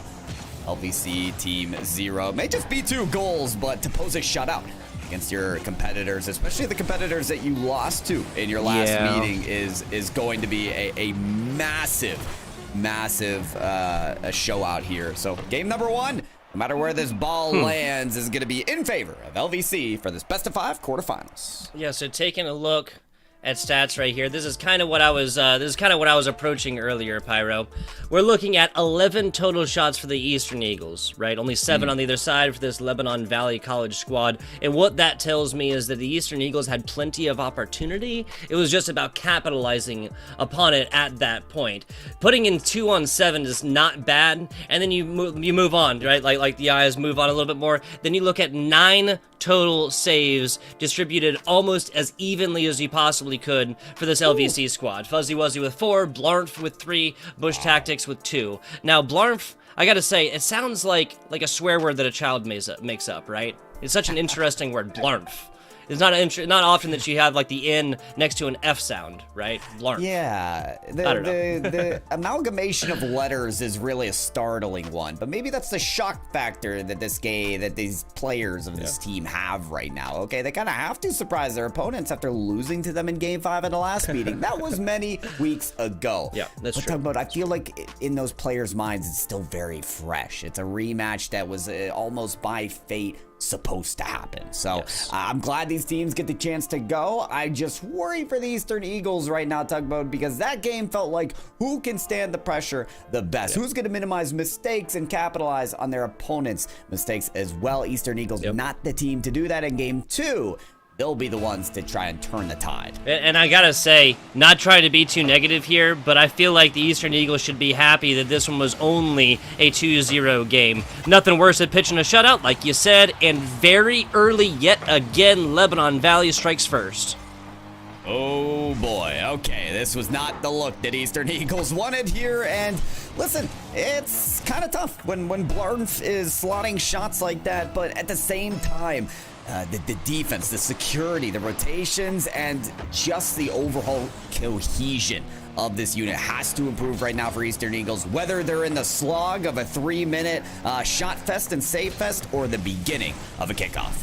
Yeah, we'll have to see how that one goes. So far, Lebanon Valley has been playing perfectly off of that kickoff right here. A little bit of extra action right there, okay. Shot in, and Eastern Eagles shutout play is over. 5 minutes. 28 seconds. Might have seemed like a lifetime, but that drought is over. It's raining goals here, Pyro J.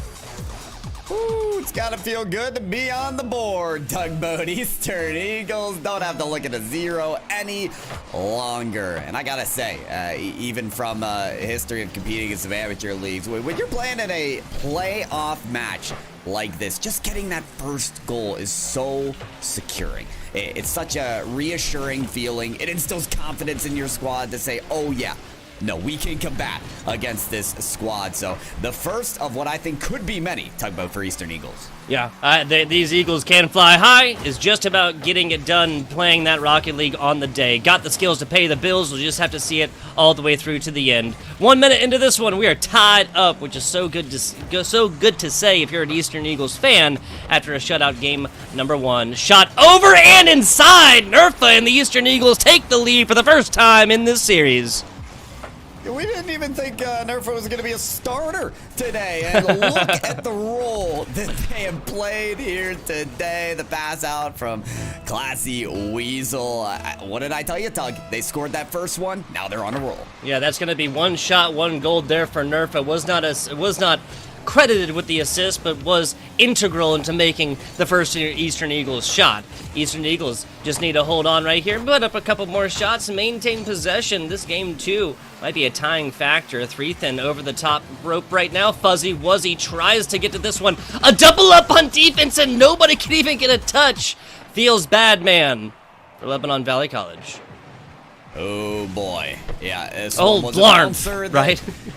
Yeah, you're gonna wish you were in front of. But let's think of it this way, Tug. We've seen Eastern Eagles make similar mistakes, right? So it's almost like they're even now, okay? Yeah. All 3 players had a chance to get a hand on that ball. Nobody raised it effectively enough. So for LVC, the team that was punishing mistakes last game.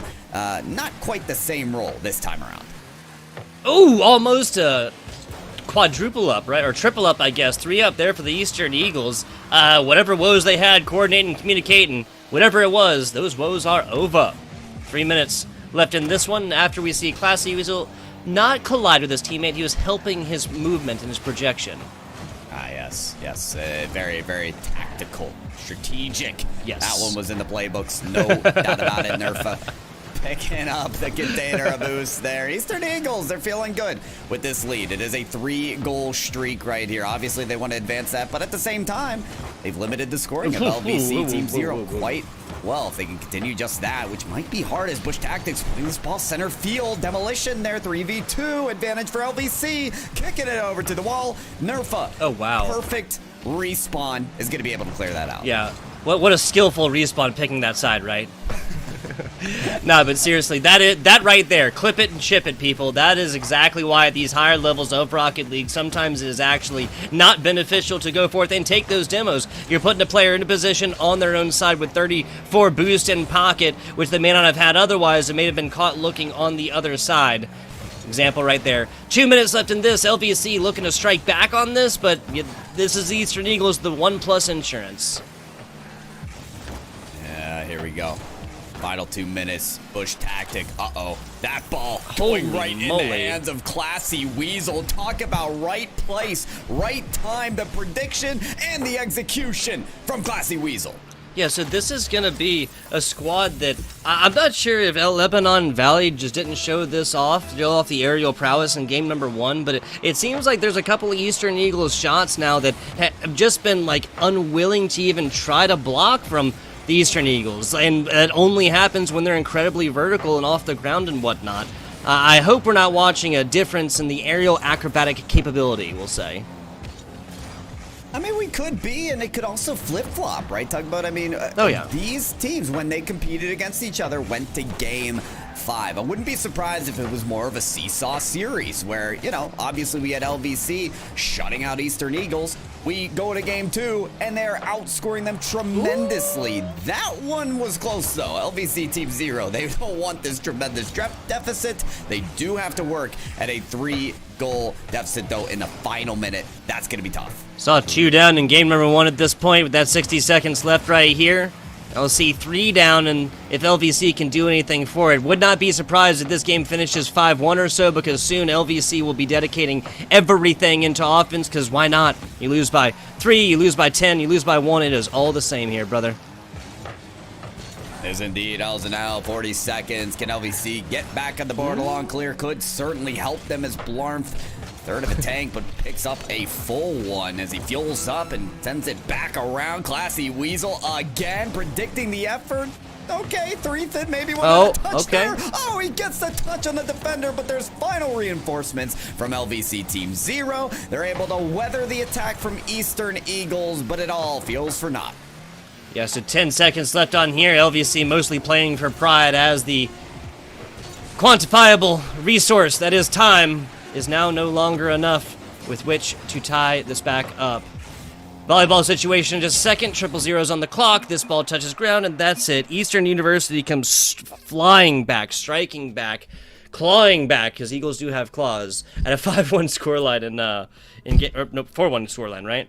Game number 2? 4-1, yeah. Yep. And listen, Tug, I mean, come on. What a turnaround from the last game. Eastern Eagles. It wasn't just the goals. You noted it during the game, Tugboat. It's the aerial prowess. It's the mechanics that we saw. I mean, Classy Weasel, you're talking about almost 100% goal participation there. Had that goal that we saw with the aerial shot, but also the 2 assists. I love the way that this player right there, Classy Weasel, is leading the effort, taking the torch, spearheading things. Yep. For Eastern Eagles. Sometimes you need a leader to bring your team back into the series. 100%. On the flip side, I would like to see an LVC squad that comes forth and doesn't have, like, not a clear division of roles now, but really, when you're talking offense, it's fuzzy-wuzzy. It's, really, it was both of their goals in game number 1, right? Game number 2 here, just trying to consistently set this one up, has always been fuzzy-wuzzy. No, it wasn't both goals in game number 1, was it?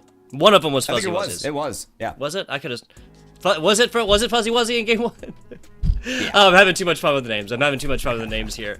Fuzzy Wuzzy and the rest of the LVC squad will be coming forth and seeing if they can take the lead back in game number 3. Whenever I say LVC, I think of Sublime, right? Because they talk about LBC like in their music so much. It's like in my head, that's what it keeps going to. Let's get on into the game. I'm falling apart here, people. Hey, maybe they can tune into a victory here. I mean, come on, right? Don't you have a music business major That's true. on the side of LVC? That's Fuzzy Wuzzy. So, yeah, maybe there's something in there for them. Of course, we will start game number 3 with a slew of demolitions. Look at everybody exploding on the field. Amazing. But you also don't start with that kickoff goal. Remember, Tug, we had 1 goal from LVC last game, and it was a kickoff goal. They gotta find a way to have consistent pressure in this game. It's what it's been before, that's what it'll be again here. Best of 5 series essentially turned into a best of 3. 35 seconds into this one, and that's going to be the longest that nobody has scored, at least at the first goal so far. Very early ones in game number 1, game number 2. Solid shot there from LVC. Another one from the top rope right here, but members of Eastern Eagles are firing at all cylinders in game 3 thus far. Indeed they are. I do wonder if this is a car change from Blarnf. I mean, we're seeing the Honda Civic, which is an underrated car. We have to admit here that this car, I feel like, has activated a lot of good mechanics out of some players. It is one of the most recent additions to the game. And I like what we're seeing already from Blarnf, who's absolutely knocking this ball off the corner. Doesn't manage a pass as Threethin is right under this ball, forces a pass. One defender passes out to the other, but still defenses in works for LVC. Minute half into this. We saw like 5-second goals. That's surprising. Also, not seeing a goal for the first 90 seconds. Equally surprising, I would say here, Pyro J. Threethin, great acceptance right here. Meet up, double duty right here. Too many cooks in the kitchen. No! Eastern Eagles have defended this one away. Oh my goodness. Okay, Eastern Eagles, they are really pounding the back line here, trying to crash the boards, trying to get a shot to go off at the backboard. Now somebody's there, no missed shot. Nerfa playing defense instead, but it's still Threethin to cause controversy and not allow for a quick breakaway still yet.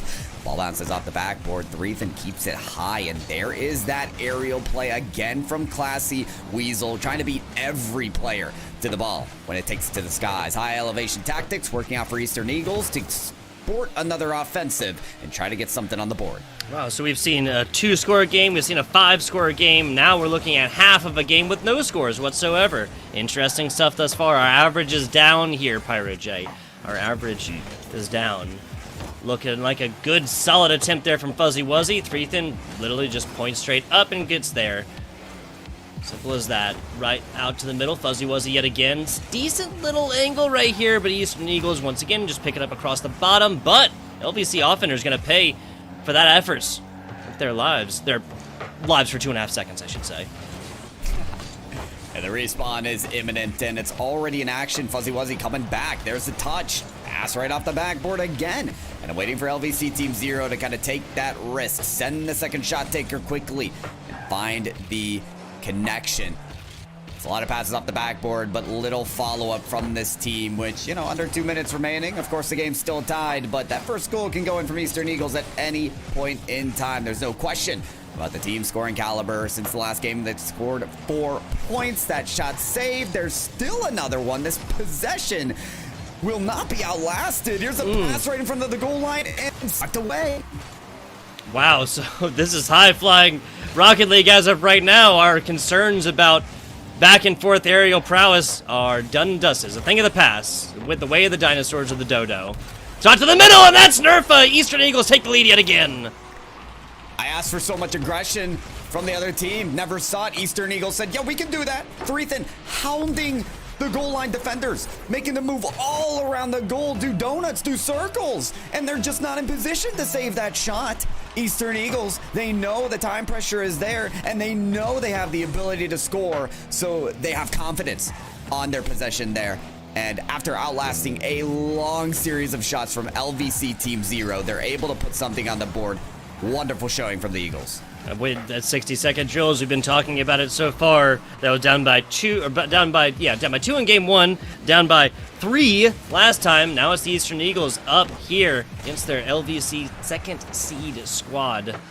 Shot over, LVC trying to put this one against the corner here and out. Threethan doing a decent job of centering this one up. Now to the middle, a demo yields one less defender back. That's a great shot. Bush Tactics putting on point. Doesn't quite have to play this one. The setup here with the fake down bottom. Bush Tactics lying in wait. LVC Team Zero doing everything they can to get this equalizer on the board, but Eastern Eagles batted away again and again. The ball reaches center field. Classy Weasel's ready for it, as always. If the ball's in the air, pops up once again. Blarn for the center pass, not gonna be there. Nerfa pass to himself. Shot on the goal line. Pinballs between the LVC teammates and lands right in. That's going to be the end of the dream here for an LVC game number 2. That is a missed block or an own goal, something like it. Either way, LVC is going to be kicking themselves for it. Might have had the same result regardless, given that 3 seconds ain't a whole lot of time here, Pyro J. But regardless, it is a 2-0 now the other way.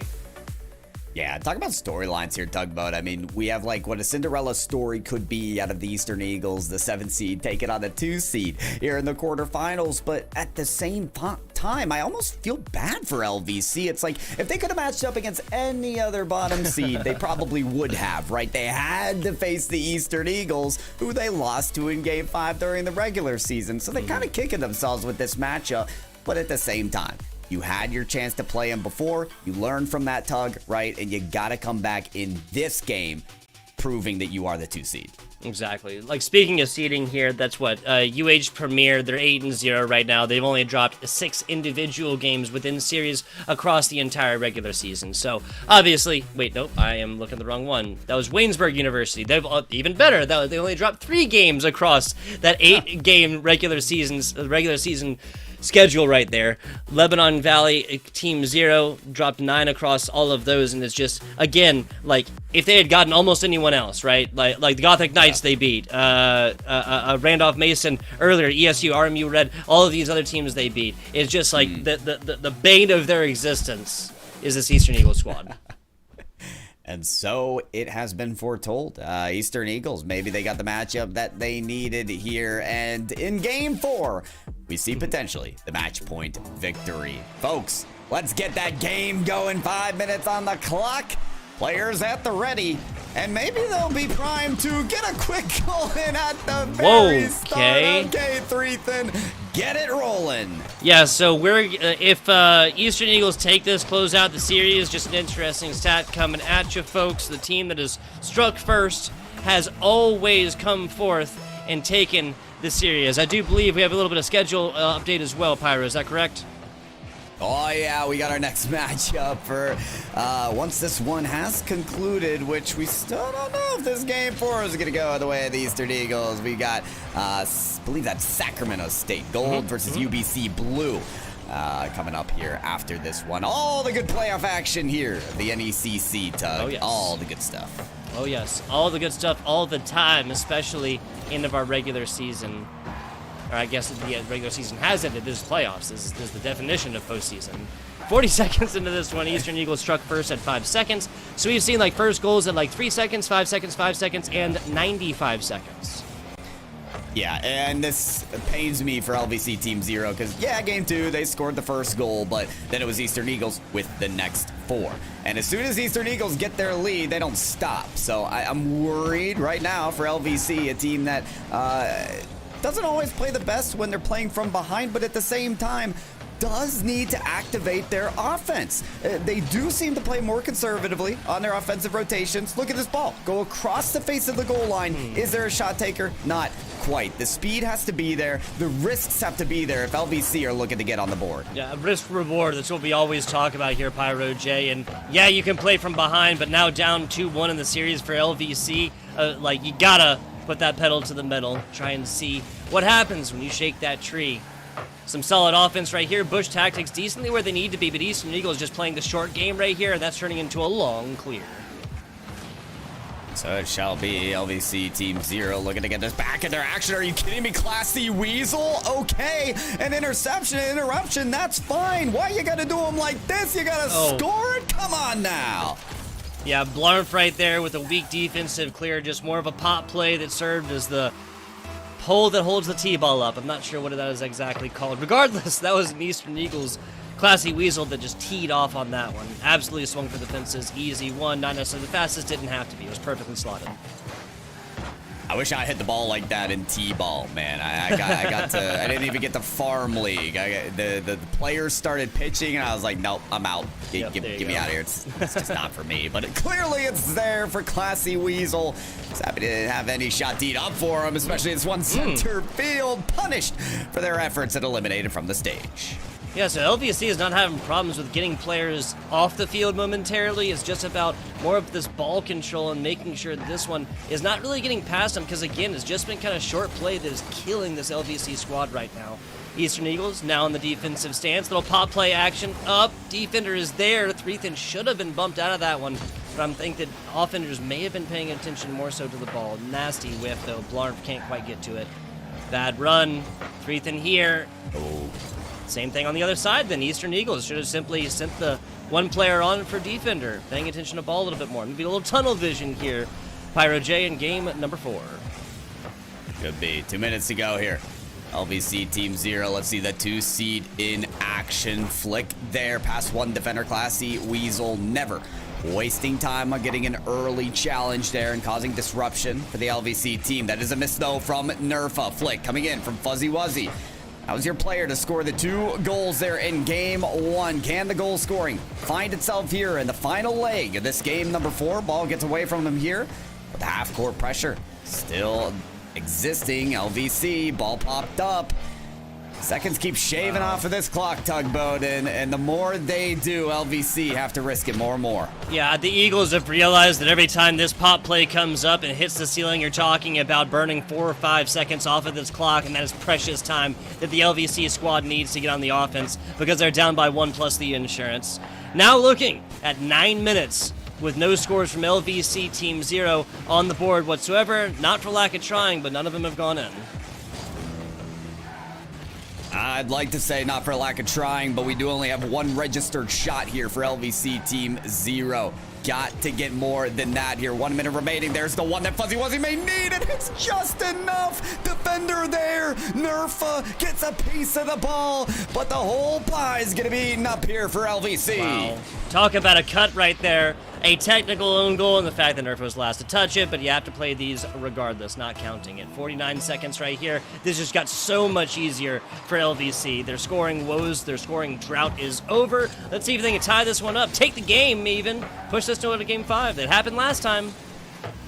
It did. These 2 teams went to game 5. LVC Team 0 would love nothing but a little bit of revenge in that scenario. They're doing their best to get the shots firing away. Blarf does beat them to the challenge there. The ball goes across the width of the field, rounded around the donut here, but Classy Weasel, the better of that 50-50. Ball trots along to the corner. Boost and demolition taken there by Classy Weasel. There's the bump as well. Oh, almost clears the lane for Nerfa. The shot's there, but there's still 1 defender. Fuzzy Wuzzy gets a piece of it, sends it downfield. Blarf, no shot available. Single digits now on the clock. Ball resting on the wall. Long clear for Eastern Eagles would suit them well. Force LVC Team 0 to bring this one final time down the coast. Can't do it. Ball rests on the ground. Eastern Eagles win their series in 4. Moving on to the semifinals. Yeah, so you just take that game 2, you chuck it out the window. There's 5 total scores that decided between Lebanon Valley striking first in game 1 and then Eastern University taking it back, and in a game 4 that goes down to a single-digit difference. Hate to see it if you're an LVC member. 6-2, excuse me. It's got to look real fine across that regular season, but it all comes crashing down here in the playoffs again. It sucks that this is like a recreation, right, of what happened to LVC. If you're an LVC fan, earlier on in the regular season, one of their 2 losses coming at the hands of this squad. And then coming through that happening in the round of 8 playoffs right here. But a pat on the back and a good job for Lebanon Valley Team 0. But your Eastern Eagles going to be moving on along here in the NECC playoffs. Yeah, tough to go against your kryptonite here, but hey, credit all due to Eastern University and their Eagles. They know how to step up to the occasion. And, you know, despite some of their latest efforts in the regular season, what their last game was an 0-3 showing to Marywood. Talk about really stepping up here, turning it around to come out big at the start of playoffs there. Road ahead could look positive, Tugboat, but I think we've got some other roads to look ahead to as the broadcast goes along. Yeah, that's entirely fair. Entirely fair. This is NECC playoffs, so frequently we'll try and do interviews. Sometimes players can't. They have other matches to play, and that is totally cool. We're going to go to a very short break. We're going to try and get that interview set up, but if not, we'll be back in about 20 minutes with that. Sacramento State Gold versus UBC Blue squads. That's going to be on the West servers, of course. FBI Tugboat and Pyro J back with you guys in just a little bit.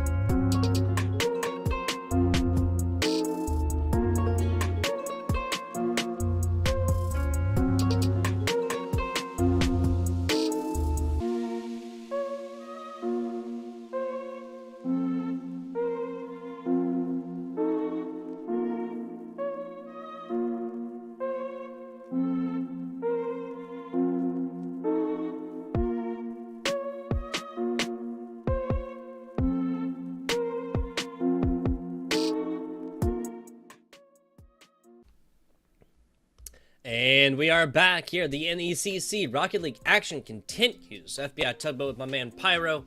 Pyro, we just came off of a relatively close matchup. Second seed taken down by the 7th seed there.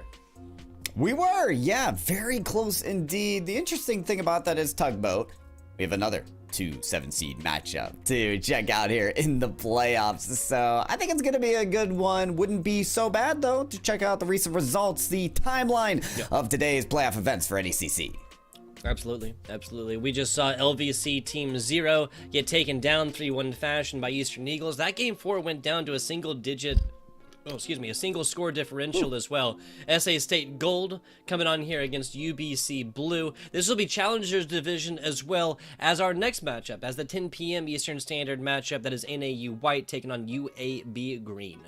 And you know what, Tug? They're over on our side of the nation as well, the Pacific region. So me and Tug, hailing from Vegas at this current time. We're on the West servers, the home territory, the home base. But yeah, so with those lineups, with those squads having already played, we got to check out this.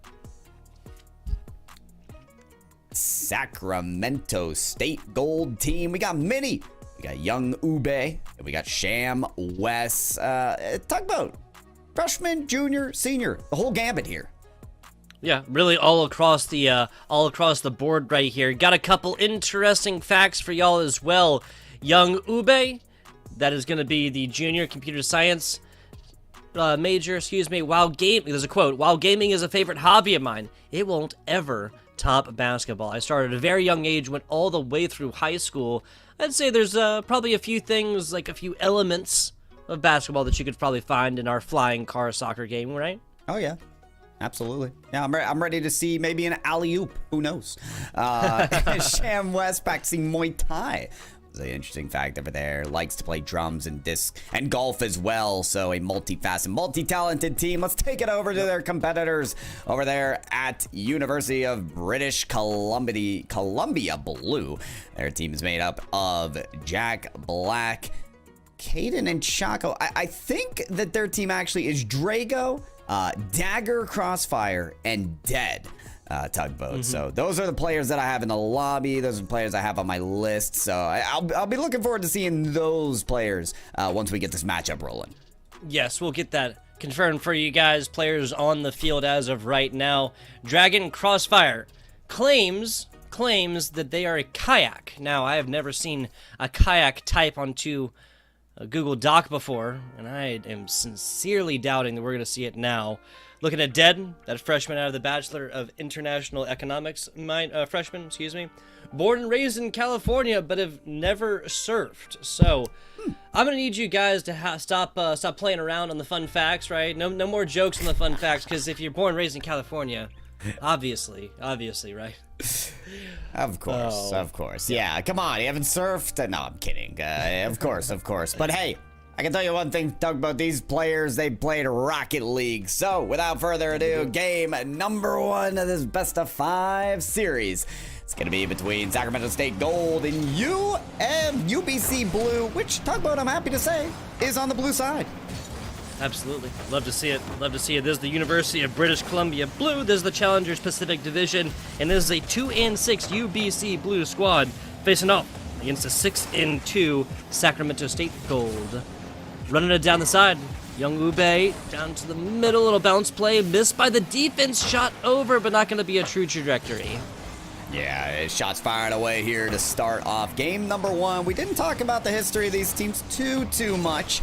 I know for those people that were here last match, it was the 2 seed versus the 7 seed, but the 7 seed had actually beaten the 2 seed before. It's not quite that case this time around. These teams have met, but the 2 seed, which is Sacramento State Gold, who is not gonna score there, and that was very close, Tugboat. They are trying to get this goal in, but it's right on the goal line. Try again. That's going to be the name of the Rocket League game. Now, also an interesting tidbit, Sacramento State Gold has not dropped a game since week 2. Both of their losses were 1-3 against GFU, that varsity squad, and the second was against the LBCC Vikings, 3-2 right there. They have only dropped 3 individual games since then.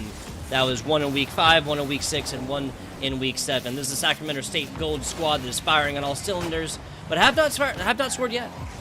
Yeah, they got a lot of shots to be registered here as the favorites in this series, having defeated UBC Blue just a couple weeks ago, 3-1 in the series. And of course, they're showing that in dominant fashion with the shots. Still need to get something scored here. Dagger not able to get over Young Ube. The shot taker is there from Mini, but it is going to be defended well by UBC Blue. Though they've taken the brunt of the pressure, Tugboat, they are holding it together almost perfectly. That is until Young Ube is there to spoil the party. Yeah, that's Sacramento State Gold striking first. Last matchup, we had game starting first strikes happening at like 3 seconds, 5 seconds, 5 seconds, and then like 95 seconds. This one, more than 2 full minutes into game number 1. That's when it's going to happen. Then a second one right off a kickoff? What's going on?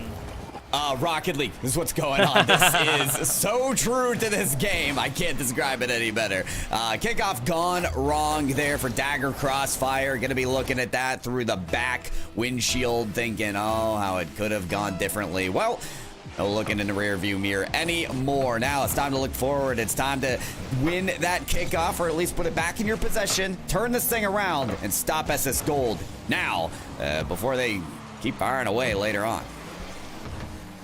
2 minutes, 30 seconds left on this. A shot on the side, and that's going to be Young Ube with their second goal. Like 3 shot attempts, I believe. The second one made in. Let's check this one out. Yes, no, excuse me, even better than that. 2 shots attempted, 2 goals made in. Crazy stuff. Crazy stuff. Pinpoint accuracy, perfection there from Young Ube. Maybe more to be seen. Still in this game, Sacramento State off to probably the best start that they could ask for here. Just over the halfway mark now. And the shots, well, they see no end. But this time for UBC Blue. How well can that offensive rotation, though, hold up as Mini does break through? There's another gap in the defense. Just saved away off the post. Drago wants another touch. Young Ube sends that safely down to the corner. Mini. One more, maybe a second. Oh my, off at the backboard. Sending Drago into a fury. Can't get that touch off of the post once again. Sham West so close to the read on the shot. I don't know how UBC Blue survived that. Wow, so that's going to be a hit over the middle side. Drago, excuse me. Fantastic shot right there to take possession right across the middle, winning that 50. And now we have UBC Blue on the offensive stance, at least until Sacramento State has something to say about it. An offensive push that lasted all of 3 seconds. Yeah, it's tough when it can't be long standing here, but that's sometimes how it goes. Breakaway now for UBC Blue as they break through. And is that open? No, Drago, no, what is a touch? May have been on target, may have been quick enough, but he puts it into the corner. It goes back around against them. Drago now eliciting great control on the ball. Very keen to make a redemption play, but not so easy when you're eliminated from the stage. Yes, exactly. Can't quite have that much of an influence on ball. Is that a triple commit right here? And into what might be an open net type situation. Shot over, not going to happen. Sacramento State's going to have to work a little bit harder for this one. Yeah, well, they've already worked hard for that 3-goal lead. Waterfall down. Won't land in there. And 3-0 Tugboat. It does feel like Sacramento State are treating this final minute like a formality, ready to get on to the next one. For UBC Blue, though, there still feels like a goal here. And the goal is to get a goal, to have something that's been implemented, executed, that has worked for them. How about a double tap from Mini? Not going to be great for the UBC squad, but just added reassurance for Mini and their squad of Sacramento State. Yeah, so another one right here. This game one done and dusted. Sacramento State handedly the 4-goal lead right now. As you mentioned, UBC, the University of British Columbia, really just looking for some kind of consolation, some kind of port in a storm right here, some kind of respite, because nobody wants to go scoreless in a game number 1. 12 seconds to do it here, Pyro. Single digits now. Cleared out. Mini. No touch. Dead.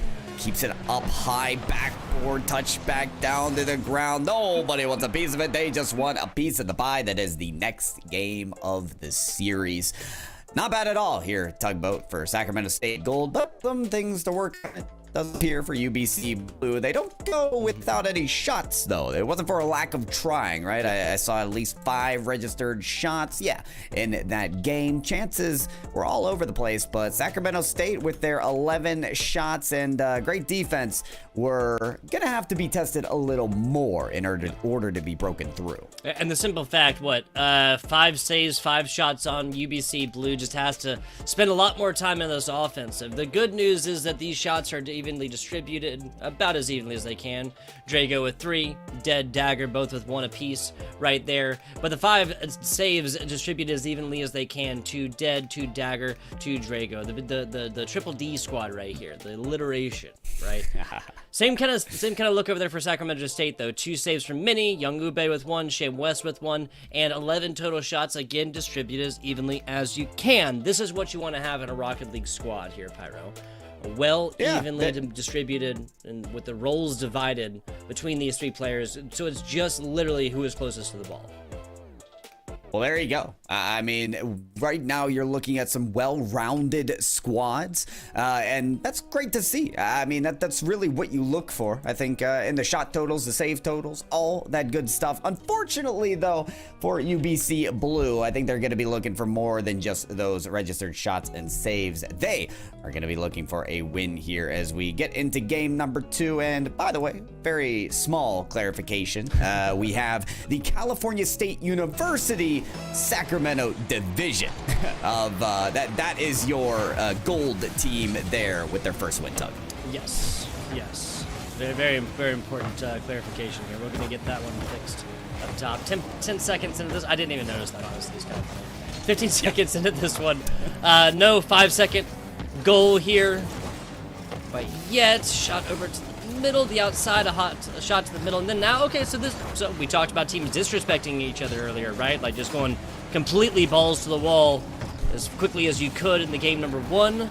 That is not the situation we find ourselves in. Game number 2, a lot of back and forth, and that's about right now is as closest as this ball has gotten to either goal. I gotta give UBC Blue some credit here. The way they're defending on the backboard is pretty darn good. So it does appear to be very disciplined. At times they'll send 2, but it's still with the point and the mindfulness of where they're putting their car afterwards from the touch, either staying on the backboard, staying well positioned on the back line. So far for UBC Blue, although their defense has been in question at some points of the series, game 2, excuse me, seems to be pretty disciplined.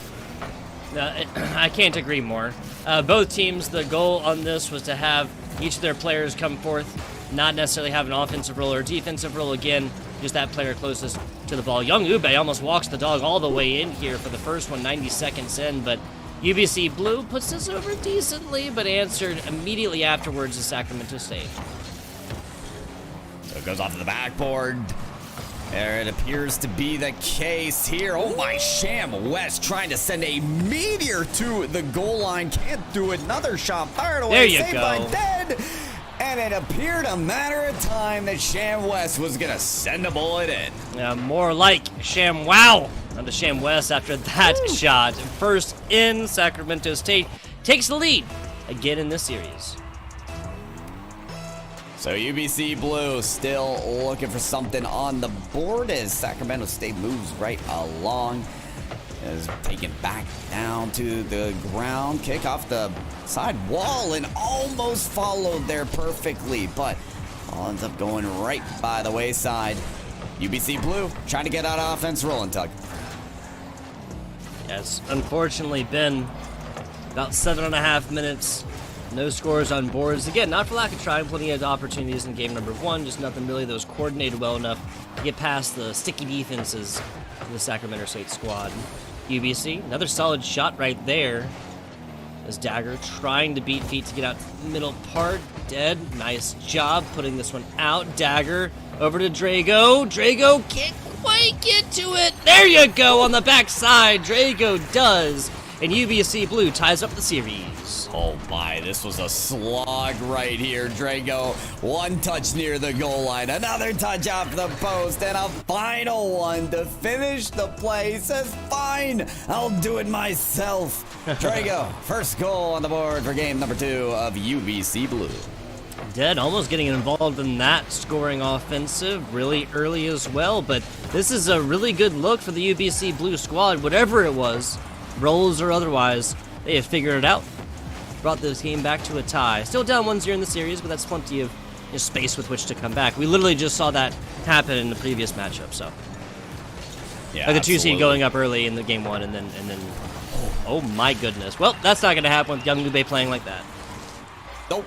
No, it is not. Great follow-up here. Everybody from the Sacramento side of California State University has been so consistent getting those follow-ups and having the back of their teammates saying, listen, if my shot doesn't go in, if it gets nearly saved like that from UBC Blue, and it was a fantastic defensive showing from them, then they're going to be there, and they are again. Young Ube says, I got you. The follow-up once again scores it for Sacramento State.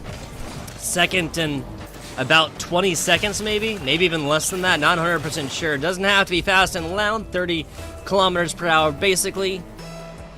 All just has to go in. 106 seconds left for this University of British Columbia Blue squad to bring this one back, not just the one but the second. That insurance goal as well, Pyro J.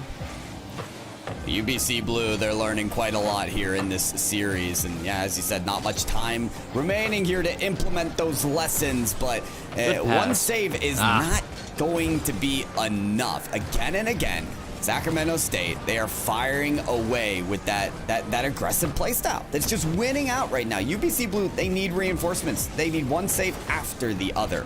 Oh, right now, they need a little bit of communication as well, Tug. That could have been a great shot.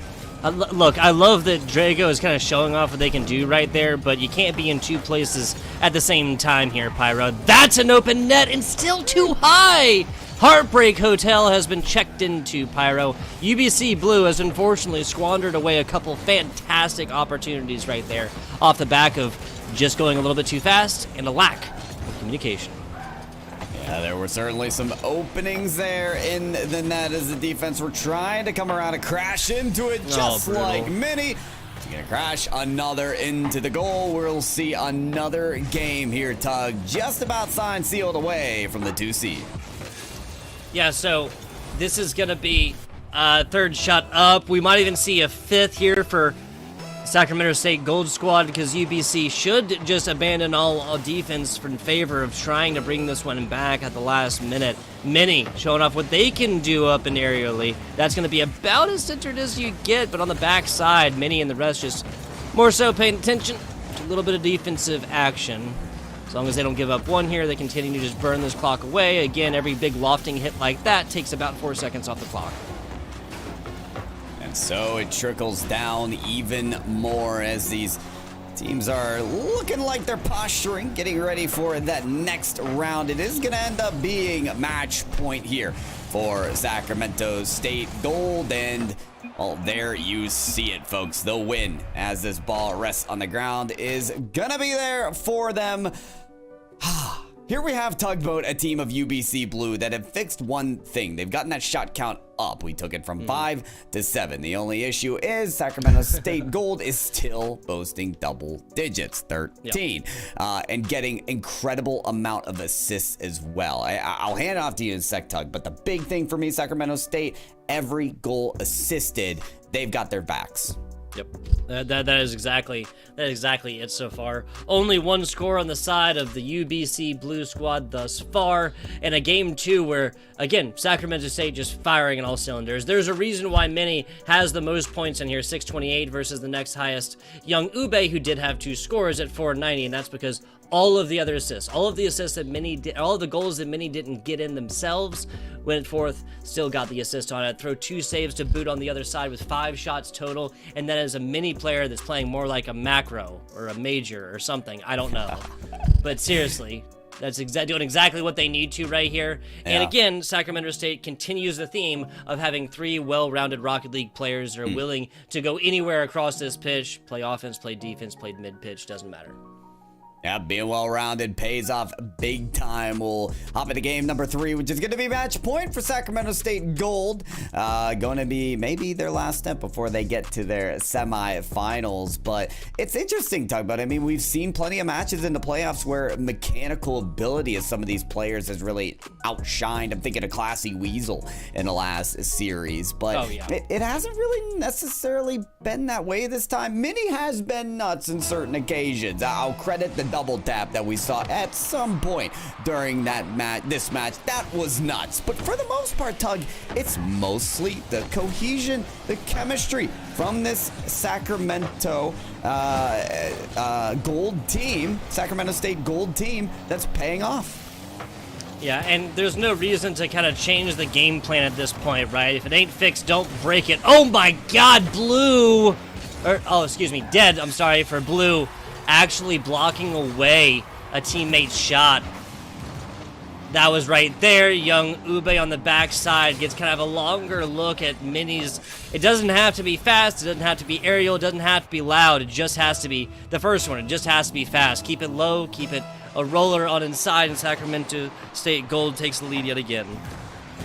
Honestly, I was really impressed by that play from Mini. They had to kind of side flip or diagonally into a position where they could turn the ball the other way in order to get that breakaway play to beat the defenders. Oh, and this is just proving what I was trying to say, Tug, is that now I can't deny it. Now I can't say that this is just a team of everyone's playing really well together. No, Mini's showing out. Okay, this is the Mini showcase. He's forming a highlight reel during this series, and he ain't stopping anytime soon.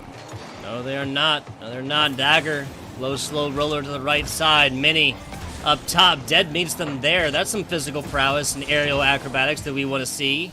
Dead can't quite get to that on the other side. It goes flying down the other. Dagger up top. Drago down bottom. Going to be the last lines of defense. Mini across the backboard twice. Does nothing more than puts this up high, way high. Affects the angle. And then gets their teammates nothing.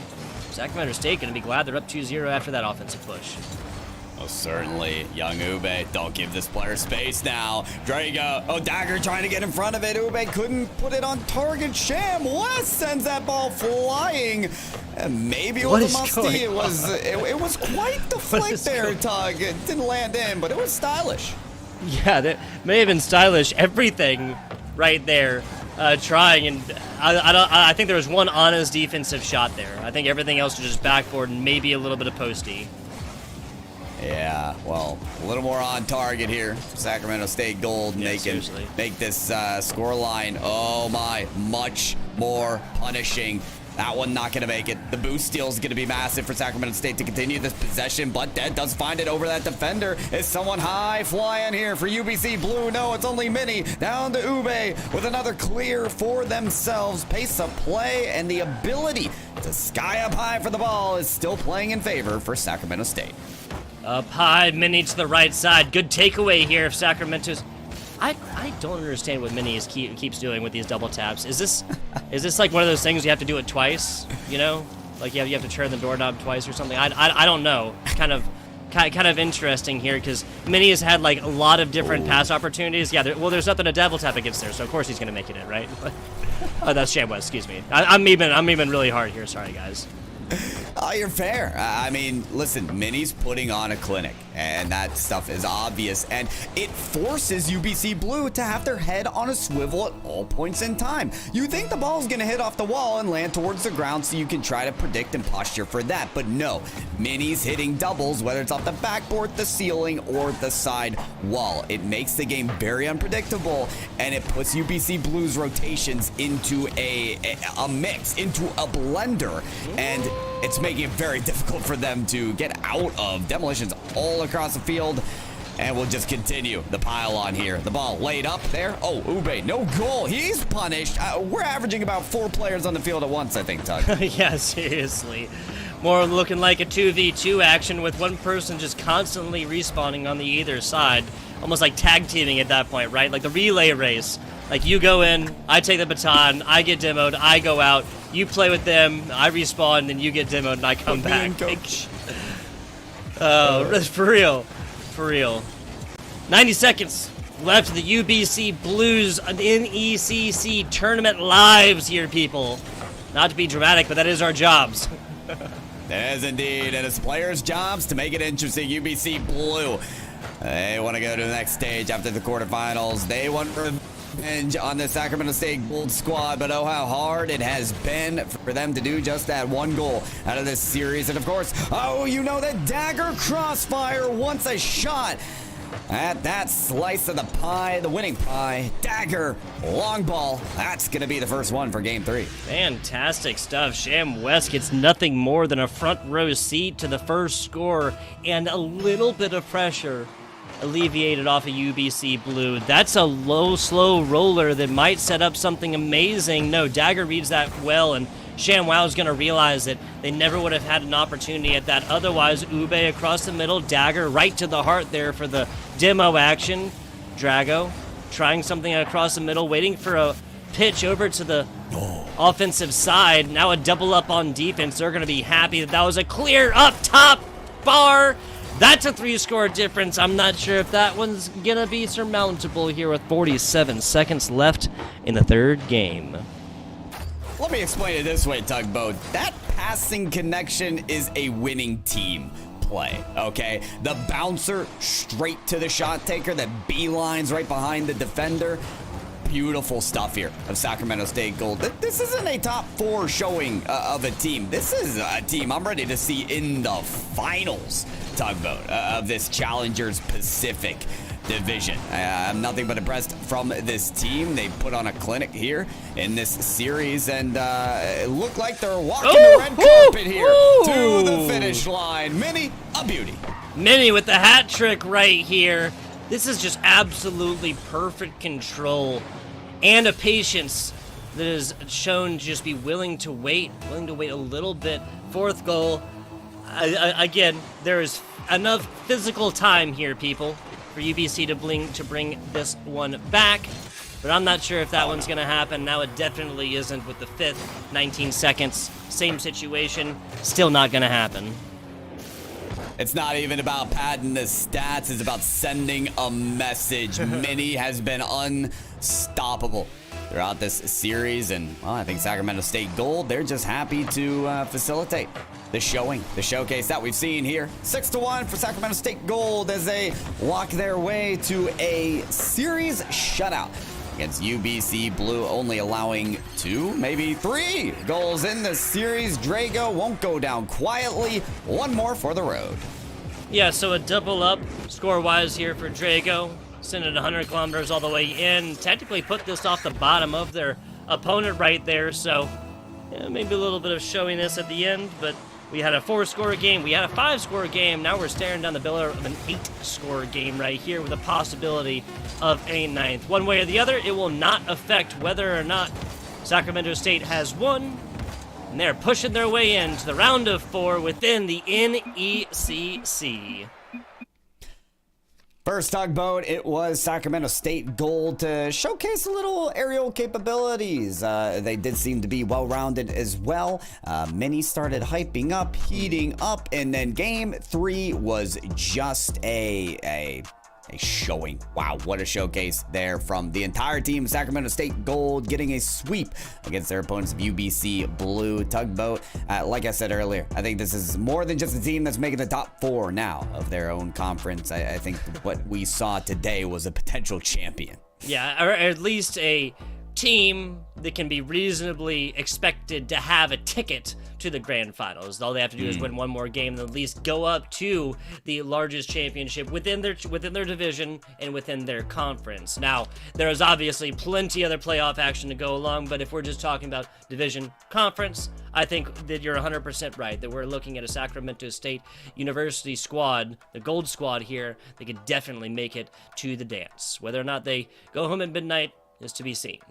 Unfortunately, UBC Blue falls. This was on paper, again, people, on paper, 2-6 team playing against a 6-2 team, kind of what is to be expected to happen. That is not what we saw a little bit earlier there. That was between Lebanon Valley College and Eastern University, the underdogs rising up right there, the 3-5 squad rising through the ranks to put down the 6-2 squad and dashing the hopes and dreams of Lebanon Valley College. Now, I do believe with that, though, Pyro J, we have reached my least favorite part of any broadcast, and that, of course, is the end. Now, we've had some fantastic matches. We do not have a match for 9 p.m. here, guys, so that's going to be it for our broadcast. Oh, wait, no, hang on, sorry, if we don't have one by 8:50. Sorry, they're confirming in 20 minutes.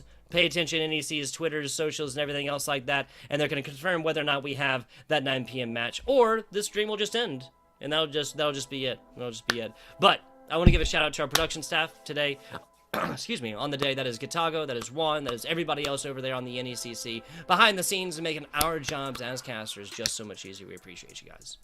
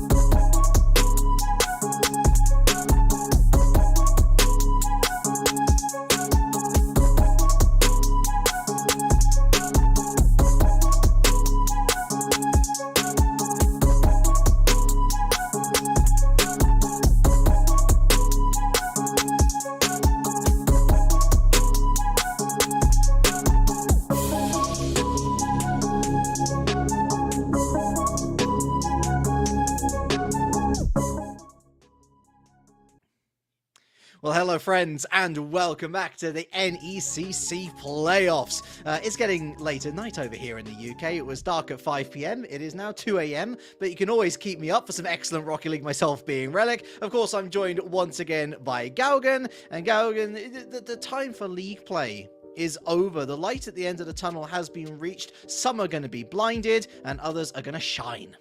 Yeah, we get into quarterfinals here in week 9. No more of this, oh, it's only regular season. Throw your subs in there. Get a feel for it. Get the experience. No, you've got to come to play ready and raring to go from the drop, because these best of fives move quickly, and one wrong step, you're out of playoff contention. All these teams have a chance to contend for something here, and as we take a look at the schedule that we've had for this evening thus far, we've seen plenty of teams endure their battles early on. I believe this is the 5th match of the evening thus far, but obviously still plenty more to go in the rest of the evening to come. We've got 2 more on this stream. You can see the Westcliff Warriors and UBCO Yellow are the match intended to be streamed right up next, and we have NAU White and UAB Green waiting in the wings, both Challengers Division teams. This first matchup in Challengers Pacific, then we head to Challengers Pacific Frontier, Relic. But an exciting schedule that we have ahead of us. Westcliff Warriors and UBCO Yellow getting ready on the pitch here, and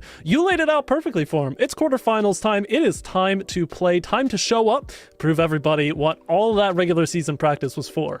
Absolutely. So if you are just joining into this broadcast and thinking, well, Relic, Galgan, we've already seen four matches have happened already. So how can a quarterfinals then? Every single conference, every single division, they're all having their quarterfinals, and it actually just so happens that the series that has just concluded is in the same division, the same conference as the matchup that we're going to be seeing today. So maybe, just maybe, both of these teams, or the winner from last time, of course, maybe the winner in this match, they might very well find themselves in the grand finals come the end of this particular bracket. But let's talk about this particular little corner of the bracket with the Westcliff University Warriors going up against the University of British Columbia, Okanagan. I'm going to have a stab at that one. Again, I apologize for my Britishisms if they go slightly awry. An interesting record between these two. We start with the Westcliff University Warriors. Shieferton, Sharkus, and Solens, a senior graduate student and a freshman. Undecided on your studies, but do not worry, my friend. There is a lot of folks out there who do not know what to do until that eureka moment. But there was certainly a lot of eureka for them in week number 1, Galgan, as they actually took down their opponents today. And that was a great start for Westcliff University. Like you said, took down UBCO in that week 1 matchup. It was a 4-game series, avoiding Champions Field in that one and cruising on their way, Westcliff, to a 6-2 regular season out of the 8 games that were played, giving them the 3rd seed in the playoffs. But stanced up against them on the other side of the pitch tonight, it is that University of British Columbia Okanagan. We have the starting roster here of Fisher, Kachuk, Safeway Police, and Chrissy, 2 juniors and a freshman decisive here in the major. Obviously that can change, because that's always the advice you give to the youngins in higher education, that your plans can change as they carry on, but something that they will want to change is the result of that week 1 matchup here. Looking at the rest of their results as well, couple of wins on their side, 3-5, a respectable record there, grants them the 6th seed, and this 3-6 matchup, Relic, I feel like this is a sneaky one in most 8-team playoff brackets, because usually you expect the 4 seed versus the 5 seed to be the closest lined up against each other, but I feel like the biggest upset potential tends to always be this 6-3 matchup. And for UBCO Yellow, the rematch all the way back from week 1 happened far enough away that UBCO could almost put that behind them at this point and think, there could be something drastically different we do here to make this series end a lot faster and in our favor. Well, this particular conference, this particular division, Challengers Pacific, to me, just on the overall glance from outside the box looking in, it's a very top-heavy division. What I mean by that is the teams that find themselves in the top half of the table, they've done incredibly well. They've got incredibly strong win-loss records, whereas those teams in the bottom half, you can tell that they have struggled a bit throughout the entirety of the season, and I think UBCO Yellow definitely encapsulates that. They finished the league season on 3-5, of which 2 of those were wins, if I believe. Or sorry, one of those was a forfeit.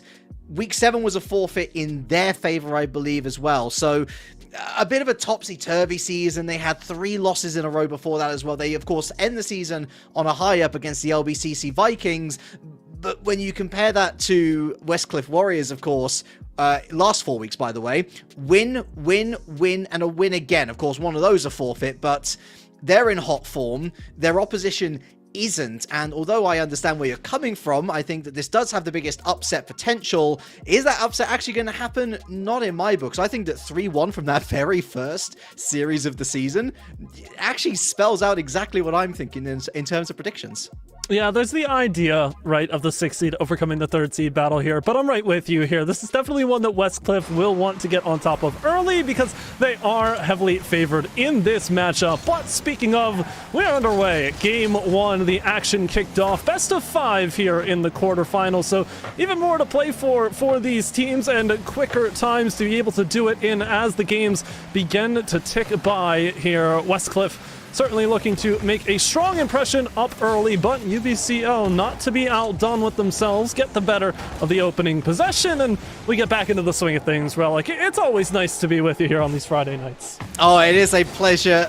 It is all mine. All the pleasure is all mine, but so far all of the attacking has been done by UBCO Yellow. They have just chosen violence immediately out the box, although that said, of course, say it and it just goes against you immediately. It's a pinch into the middle. Sharkus, of course, moves out the way, almost a bit of a blocking run. Fissure and Net can't do much, and as much as that early pressure was excellent from UBCO, this is why Westcliff have that 6-2 record. They are clinical in front of Net.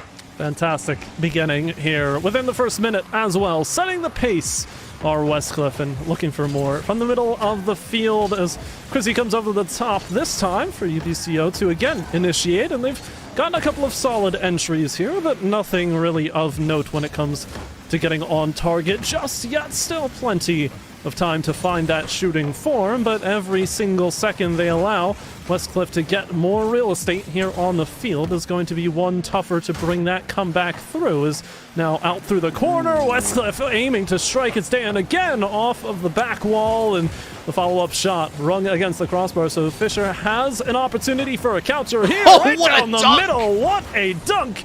But the bottom corner denies it at the last moment. Fissure to Kachuk. You can try and say that 3 times in a row, although I imagine that the defense was perhaps spluttering to try and get him away. Oh, another lovely bit of mechanics. Individual brilliance from Fissure. Still unable to break open the net, but his own net's been broken open by the halfway line. Diane with a second, and this defense is becoming a big old problem for UBCO. Oh, and they had the green light there, pushed up through the midfield line. That sidewall touch can be so devastating, though, because typically in a position like that for Westcliff, you don't want to be sending that ball through, but when you've only got one person pressuring from UBCO, trying to send it to the sidewall there and get a teammate who defensively is towards the top of the box proved beneficial enough for a big clear, and UBCO were not privy to it at all. They sent too many people far forward, and that was the end of the opportunity. So a big clear for Westcliff grants them their second, and now they continue to turn for their third. This could be the key difference here, Relic, that we see in this series as it begins to develop more and more. Westcliff have a strong sense of control here in the defensive end, and it grants them very lethal counters. They get the ball on target early, and they get it there often. Well, my worry is, if you are a UBCO fan, that I've already got your team sussed out at the moment. You pass to Fissure and hope for the best, because this player is so far and above and beyond, I would argue, every single player that we've seen on the pitch thus far. The problem being that his 2 teammates not really generating too much faith in the defense. Their transitions are notably slower than their star teammate, you could say, as well. And it really typifies a high school and university Rocket League to its greatest degree, because often you will see these almost like Frankenstein teams formed around one person, and you just hope that they have a day where they can carry their teammates to victory. Not so at the moment. That's a 2-0 scoreline going into the final 2 minutes. It does not look like changing anytime soon, at least not in the direction that UBCO want. We certainly carry on with none being scored on either side. UBCO looking for, as you said, that full 3-person effort here. Fissure trying to center up, but nobody's connected with it on the shot. Fisher will turn yet again, but Dayan over the top, or Sharkus, excuse me, takes that one away. Jay, could you say, comes through. 4 more, and UBCO, this has been the tale of the tape for them here in Game 1. Plenty of opportunities ringing in the general direction, but none of them threatening enough to find the back too decisively here. Sharkus is taken to the skies. Dayan plays this one back into the waiting hands of Chief, and possession game is what we start to boil down to in the final minute here. Westcliff, knowing they don't need that third as much as they would like to secure it, it's all about securing the win here in game number 1, killing as much time off the clock as possible. Yeah, we've had a bit of Relic's criticism corner, now have a bit of Relic's compliment corner. Westcliff, excellent game management, playing the possession game so beautifully. Barely any time spent off the ball has been time spent gathering the boost, getting back into a defensive rotation. It's a joy to see, and this is why I would be so frustrated if I was the opposition right now. You are stuck in your own half. You're forced into Route 1 Rocket League like this, and when it does reach that other side of the pitch, you're struggling to get boost yourself because WCU has stolen yours on the way out. Oh, hello! Oh, Jay, solid finish here, just waiting ever so patiently for that ball to fall down. I mean, you called out the boost struggles, and that's what doesn't allow UBCO to get to this ball quickly enough, but if they've got the time and they've got the ball handed to them on a silver platter, far be it from them not to chow down on the feast presented before them. But with 22 to play, UBCO still have a little bit of work to clean that plate. This one cleared in front, though, and Westcliff certainly are opening some windows here, but UBCO, again, the work has to be done on their end. They've got to prove that they can strip the ball away. As No such way. big clear, it's sent away from the top corner. Massive shadow save from Chief. Time winding down, 0 seconds on the clock. Ball heading to an open and empty area of the pitch. And Westcliff, they get the victory here, but a much closer scrape Relic in the final moments than I think we might have been prepared for. Yeah, I think the story that we're learning throughout this NECC full split is just don't do anything good, because then you get compliments from me, and compliments from me directly leads to you conceding a goal in the entwining 30 seconds. So, you know, good job. Good job to all round. At least it was a close game by the end, but let's be real. That was a mistake that gifted UBCO that goal. And yes, credit to them, they took it, but what about the other chances around that? And really their best chances came in that early flurry, of which they were sucker punched right in the gut down the other side of the pitch. So if they can keep that sort of aggression up throughout 5 minutes of gameplay, I think that they can absolutely go toe to toe with Westcliff. But the question that we then have to ask is, can they? And I need to see more evidence of that in game number 2. Otherwise, we are looking towards that sweep 3-1 territory that we were discussing earlier. Absolutely. That aforementioned issue affects so many teams from the top level all the way down when you're faced against opposition that on paper is slightly stronger than you. So that's UBCO in that position facing up against Westcliff. If you're playing a bit more hesitant, you don't tend to capitalize on too many mistakes that your opponents make. So while they do get the 1 goal there off of that backboard mishap from Westcliff, they don't find very many other openings for themselves, and that results in the neutral game of game number 1 looking very heavily favored towards Westcliff, just by nature of the fact that Westcliff is faster to the ball, finding more of their intended touches, and being more deliberate with where they want to end up. So for UBCO, it all comes with confidence here. Surely they've got to show us, as you said, a bit more decisive factor in these neutral 3-on-3 situations. But I think at the end of the day, all they're really looking for is goals on the board early and often. But Westcliff may get a start of that one just a bit far off the mark. But it is still opening pressure for Westcliff here as game 2 gets underway. Yeah, no, we will say, of course, Westcliff, the only goal scorer from game number 1 was Daryan. None of the teammates getting on the board, and it once again feeds into my general idea that Fissure is mechanically the most gifted player on the pitch. So we'll see what he could do here. A doink into the blue half allows Jay to step forward. Nice control here from the aforementioned Daryan, actually, to head back to the midfield line. A bit of a flick forward, a bit scuffed as well. Allows Chrissy to step in looking for that second touch. Doesn't find it. Out from the back, it's Sharkus. A touch on it from Sheaf. Here we go again. Sharkus looking for the net. Good defense here from Fissure. Over to the corner, though, and looking for more here. Circling, hounding around this UBCO net, forcing everybody up into the corner. Soft double there, but the challenge from Daryan is not going to be quite efficient enough to keep that one going. As the ball slows down, we get a little bit of a standstill, and nobody really knows where to go with this one. UBCO looking for alternative methods to clear the ball away. Chrissy with an early flick. Diane saves away, sets up, but the follow-up touch is more of a pass back to Chrissy, who was already turned out for that far boost. So a bit of a failure there on the offensive sequence. UBCO certainly with one of their best opportunities of the series thus far, but still scoreless. Honestly, that's a little bit of a small victory here. They obviously want the goal, but the fact that they've kept Westcliff at bay for the time being is certainly a good enough omen for them in the current moment. Well, the aggression is effectively forcing Westcliff back more often, and that of course means less attacks more often. So as long as in those clutch moments UBCO can find a defensive touch away to the side or strong clearance, then sky's the limit for this team. It really is, as the ball hits the limit of this particular skybox. That of Forbidden Temple, of course, is Diane round the corner. Nice infield pass for the Dooms. He falls Kylie in front of net, but Sheaf had already rotated all the way back, picks up the boost. Chrissy goes left, again buying plenty of time for his team. Another interception here. Diane not allowed to escape. That's... nobody's there. My goodness me, half time, and we could easily have a 1-1, let alone a 2-2. We certainly could, but 0-0 on either side. It remains over halfway through, and Chrissy looking for another clear. Well done to get past two. Westcliff have left an avenue, but it is Diane in rotation, fast enough to take that opportunity away before it was fully capitalized upon. So UBCO again left searching. An absolute ripper from Diane. Second touch as well is still relevant. It's centered off. The shot comes through. Two defenders in the net, but neither of them get out in time. And Sharkus gets on the board this time, but Westcliff up in front. Yeah, that's the first major mistake we've seen from Fissure. Feels bad backflip, and then almost snuffed out of a good position by Chrissy. I don't think there was actually a bump in there, but they kind of stumbled over each other to the point where neither of them were in the right position to finally defend away what was the goal-winning shot. And then that was the shot that came in third, not second or first, and it's why you've got to continually work on these defensive rotations. It's teams, they like to not give you a single second to think about it. That another good shot, but how many times have we said this now, Galgan? Another good shot for UBCO, but once again, no goals to speak of.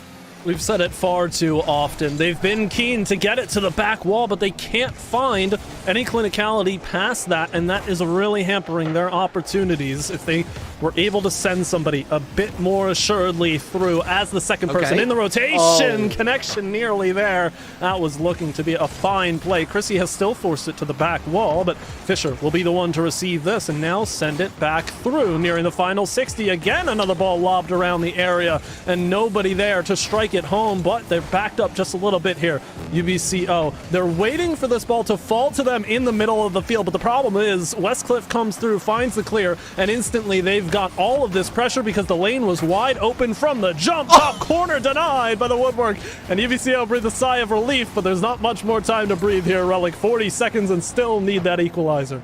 Oh, UBCO, they keep on turning up to the drive-thru, but they keep on not making the order. You're in the right positions, lads. Just throw yourself at the ball, like Diane, for example, like Sharkus, for example. I am shocked that they have not been able to double their lead here with just 25 seconds left. That might cost them, but maybe not. There's Diane once again. WCU 2-0 up.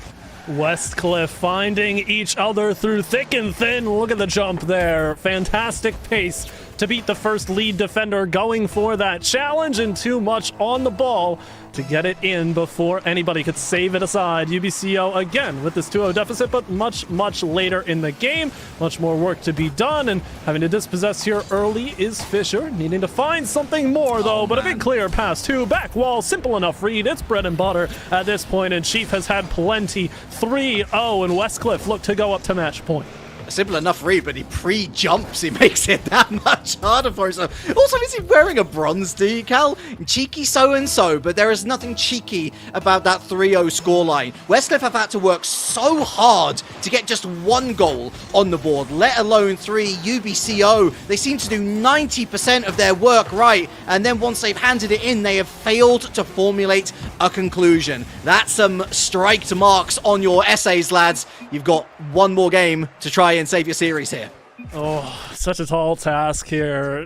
Essentially stacked up against the Dian dynasty in Westcliff University right now, because it truly has. I mean, you want to go back to that solo player mentality here, and how much, like, we would love theoretically for these squads to be playing 3 strong against 3 strong, and it feels like some players are coming out hotter than others. I think you mentioned obviously Fisher on UBCO, a bit hotter than the rest of the team, and I'd argue honestly for Westcliff, Dian is getting a majority of the good looks for the team. It's obviously not without the help of Chief and Sharkus to get things going, and the same could be said about UBCO for their opportunities just barely missing the mark. That's the key though, that ever so slight difference of the shots finding their target, and when Dian is the one shooting the ball, it not only finds the target, it finds the prime spot to score. That is making all the difference in this game and this series thus far, because as soon as UBCO find that accuracy, you start to get yourself into a shootout here. Both of these offenses are keen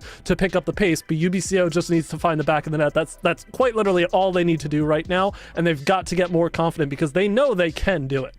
You know, let's extend that conversation that we were having with Fissure in mind. I actually think that they played better as a team in game number 2 than in game number 1, but Fissure, we can call him a Brandon Iron, but you can almost hear the sizzle as he's been dunked in the water, cooled off, and I don't know whether that was just a bit of an under par performance for him, or whether because he was playing more into the team, he was less noticeable and therefore less influential. Very bizarre situation, but Westcliff just working better as a team right from the off. And yes, you've got Dian, your star striker, you could say, yes, but he doesn't necessarily stand out as much. His teammates are there working the midfield really beautifully, and although I am hopeful for UBCO, although I can see them nicking maybe one game here, Westcliff looking very good odds on here for a sweep, especially if they put this one away. Dangerous, but no second tap and no goal. Westcliff, though, look how dominant they are on the hello. pitch. Chief is already up for this one and has sent it far side on a redirect. A beautiful pre-jump on that one. Had the pass ready to go. It was on an absolute dime. Look at that touch. It's beautiful, changing direction, getting the defense guessing where UBCO were already posted up on the goal line, but no chance to save that one away, and Westcliff get an emphatic start to game 3. It's a glorious goal, isn't it? Feathering the thrusters as well. Had to get that absolutely on point, not just in terms of what direction he was going to try and redirect it, but also being in the correct position, because ghost touches happen in Rocket League. It's a minute difference. We've seen plenty of moments where we think that a defender has it and then they try to be a little too clever for their own good, but there is nothing too clever about Westcliff right now. They are working so well together as a team. Great midfield domination as well. We talked about that possession game in game number 1, winding down their clock. Well, there's more of that here, and UBCO simply have to find an equalizer now. Otherwise, I can see Westcliff running away with game number 3 as well. And what's so difficult about this series thus far is looking back to week 1 and the fact that UBCO got a game off of Westcliff here. I'm trying to find that answer and how we could see that, but on this form, like you said, Westcliff look like they're poised for a sweep, and it's Chief again over the top of everyone else. When you play with this sort of speed, this sort of efficiency, you're forcing UBCO to take every single touch they don't want to, and Chief has that read inside the near post. So Westcliff continue this form, and UBCO, they're looking for answers. They're scratching their heads back to week 1, thinking as far back as they can go as to how they can best this Westcliff side that seem to be more than on form here in the quarterfinals. And maybe they should look into the magic 8 balls of Chief's wheels there, but I get the impression that every single question that they ask, it might very well come back with the answer unlikely, because it just seems like everything that they try and manufacture now is just exuding a lack of confidence. We were talking about not having the belief to go forward and to throw yourselves at the ball when it's in a great position. That's exactly what WCU do, and there's Daryan again as if on cue.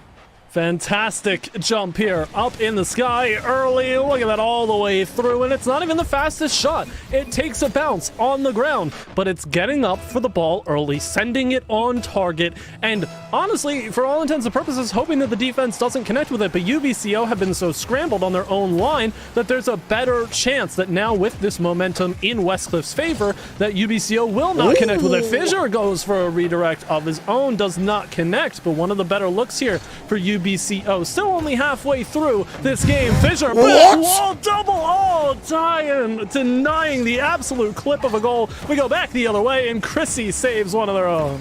Where was this for the last 2 games? That was amazing! And yet they still don't get a goal from it because WCU, exuding with confidence themselves now, are so happy with their defensive rotations. They don't need to move out, but when they do, they continue to shoot, they continue to soar. Sharkus on the board now. Such a simple lift up from Diane, a double commit in the midfield, a whiff from Fissure. It all falls apart for UBCO.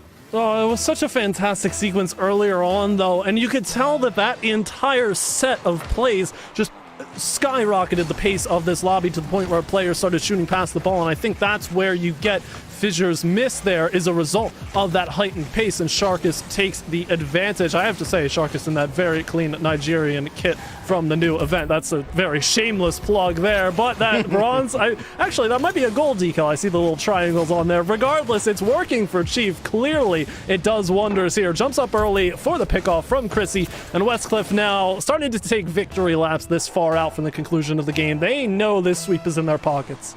Gold a very apt choice if this is how the series ends, because there's only one medal in Rocket League series, and it's for the winner. Oh, complete ghost touch there. Oh, can you believe it? Unable to put it on target. Daryan with the open net, the easiest chance he has all night. Not able to do anything on this occasion, but still, it's 5. Oh, almost make that 6. Westcliff looking so good heading into the semi-finals, and again, Daryan now looking for those clip shots. A triple commit, a solo standard special from Colombia. Finally a whiff. Is it going to be capitalized on? No, because look at the pace that Sheaf gets up there with.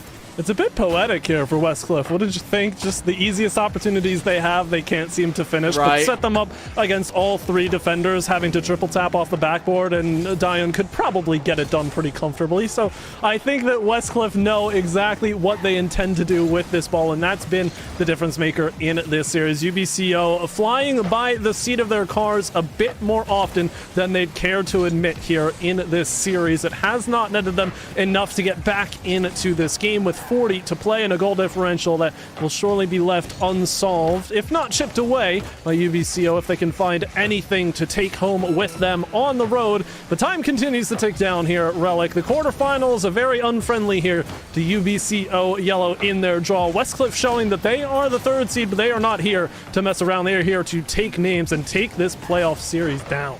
Yeah, I think what's going to be most disappointing for UBCO is knowing that they had the chances to get ahead of Westcliff in games. We haven't really answered the question of, well, what do Westcliff do when they're behind, when they're trying to fight from behind the curve, because they were never behind the curve in the first place. On that graph, they were always above the line, and that's a great credit to Westcliff in the first place, because although we can look and we can criticize and we can maybe say perhaps nerves, perhaps there was a little bit of rustiness there, Westcliff turned up. And they turned up en masse. Not a single player there that I can say had a bad series or an off-color series. They all put in 7 out of 10s at the very least across the board in every game. And that will more often than not lead to series wins. And in playoff situations like this, Galgan, it's a tournament format. You got to play on the day. You absolutely do. And for UBCO, you know, we mentioned that team play factor. It had to come through. It didn't quite. In the first game, it definitely looked a lot stronger than it did as the series gone on. But I think that was Westcliff sort of warming up into it, understanding exactly what made UBCO tick, and actively working against that. It did not help UBCO that players like Diane were absolutely feeling it. Chief as well really came into his own towards the latter stages of the series, finding plenty of shots over the top of defenders who were too slow to get off the ground for UBCO. So that it was just this compiling of issues in a very short amount of time that you really can't solve that quickly in a best of 5. You've got to have an incredible resolve to be able to fight back against a team like Westcliff, who only gets stronger as the series goes on. And this is something that other teams in the bracket are going to have to watch and take note of, that Westcliff grows stronger as they go and get more confident as they go. That's something you have to shut down early, and UBCO unfortunately could not do it, so their playoff journey ends here. I'm sure a bunch of you want to get back to the Pokemon Scarlet and Violet grind, but before then we got one more series to show you, and a very Pokemon sounding division it is as well. We're heading to the Pacific Frontier, where Northern Arizona will be heading up against University of Alabama Birmingham. Final series of the day in the quarterfinal stage of the NECC Fall Playoffs. It's coming up then, but after this.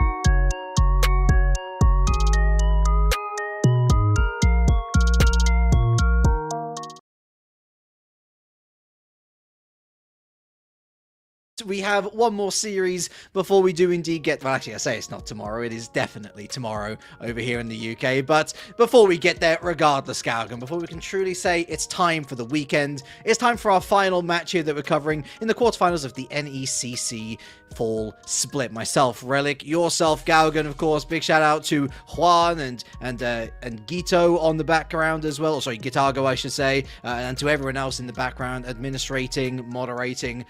Big operation here at NECC, and a big operation on the hands, it seems, of the University of Alabama at Birmingham Green, with a record of 1-6 up against a record of 7-0 for Northern Arizona. A mountain climb is putting it lightly. It indeed is, and taking one last look at the schedule isn't making it much easier on account of the fact that most of the favored teams have been the beneficiaries of sweeps thus far in the evening. You can see Sacramento State Gold taking the sweep victory. We just watched the Westcliff University Warriors sweep UBCO Yellow, and UAB Green will be looking to avoid the same sort of fate, but past history does not bode very well for them. These two teams in our final matchup of the night did meet up in week number 6 of regular season play, and much like the previous match, it was a 3-1 result in favor of the better seed. That better seed, of course, being Northern Arizona University, the number 2 seed coming into this playoff bracket here in the Challengers Pacific Frontier Division, matched up against the number 7 seed as the math shakes out of UAB Green. So everything seems to be running against UAB here. Past history between these two teams, past history of the stream tonight itself, certainly looking for a bit of a change to that fate here, Relic, no matter how difficult it may be to find that change. And 7 is almost a perfectly recurring number, it seems, when we talk about Northern Arizona. We talk, look, 7-0 already, great record, but let's actually go a little bit more into the minutia. These guys concede less than 1 game per series. In fact, the exact math works out at 0.75. And so, as much as when these two teams met, it was a 3-1 in favor of Northern Arizona, we could very well see a repeat situation of our last series where it was 3-1 in the league season, but it may very well tip in the balance of a 3-0 come the playoff day. Let's take a little further look at these teams, however. I guess starting with Northern Arizona. So these folks are pretty good. You've got yourself Chronicle, you've got yourself Beast, and you've got yourself Hex Gods. I imagine that's how it's pronounced in the form of brackets. You've got 2 freshmen and a sophomore, some information systems, some applied computer science, and some nutrition. And my goodness, do these folks eat well. Goals are plenty across all 3 players. Absolutely. They certainly are definitely not devoid in the goal scoring category here. And like you kept saying, everything going for them here, all the momentum that they could want. And I think on the other side of this matchup, just thinking about UAB and the fact that, you know, it is recent enough that this matchup happened that maybe they understand what makes this NAU side tick a bit better and they can get more leeway early on into the series. But we know that Northern Arizona will be a strong side. I mean, an undefeated team at the number 2 seed, they're certainly going to feel at least a little bit slighted at the fact that they are not top dogs of this bracket, but that may give them the motivation they need to overcome that hurdle. UAB Green, though, on the other side of the pitch here for this matchup, 1-6 their record. God Gooey, Justin Bell, and Butters on the side, junior to seniors. Interesting fact here that I need to touch on before we get going. So Please it do. is the sub currently, Zachariah, who believes, a firm believer, mind you, that God Gooey has better mechanics than Butters, these two players here. But Justin Bell comes in from the far heavens and says, no, I don't think so. I do not agree with that belief. Now, whether or not to the extent that means that Butters has better mechs than God Gooey, I guess we'll just have to find out for ourselves, because honestly, it could be Justin at this point who just comes out like a mechanical wizard and puts everybody else in the lobby to shame. But I have a feeling UAB is going to need a little bit more of the mechanics to give themselves this decisive win over NAU, which we have just kicked off right here. I mean, that just sounds like they've all gone to the same church and brought different hymn books, to be honest, which maybe leads to a little bit of discord. We will wait and see as UAB immediately under the caution an attempt on the life of Sucks, which he avoids well, but immediately reloading the barrel. NAU White looking to get an early goal, looking to make an early statement here. Snuffed as we once again see NAU White moving forward. That's a lovely dunk. Early goal. Chronicle this. It's Chronicle that. 30 seconds, all it takes here, and NAU begin what could be the onslaught here, picked off in the corners, showing UAB that no zone of their defensive half is safe for the pressure that Northern Arizona will be willing to exert. So certainly going to have to learn very quickly from that hard-taught lesson here. Double commit from the defensive side for UAB to kick things off is a worrying show of what could be coming here against UAB, but looking for it more in transition. Force to the sidewall, and they get a good opportunity, but it's sent far wide and away, and NAU will get an easy enough clear off of it. So we ping-pong this ball between the teams, but make no doubt of it here, it certainly looks as though NAU are already beginning to dictate the pace of this game. Jumping a little bit too quickly there for challenges, but still controlling things and keeping UAB out of the net. Yeah, the speed of these two teams is completely different. You've got one which is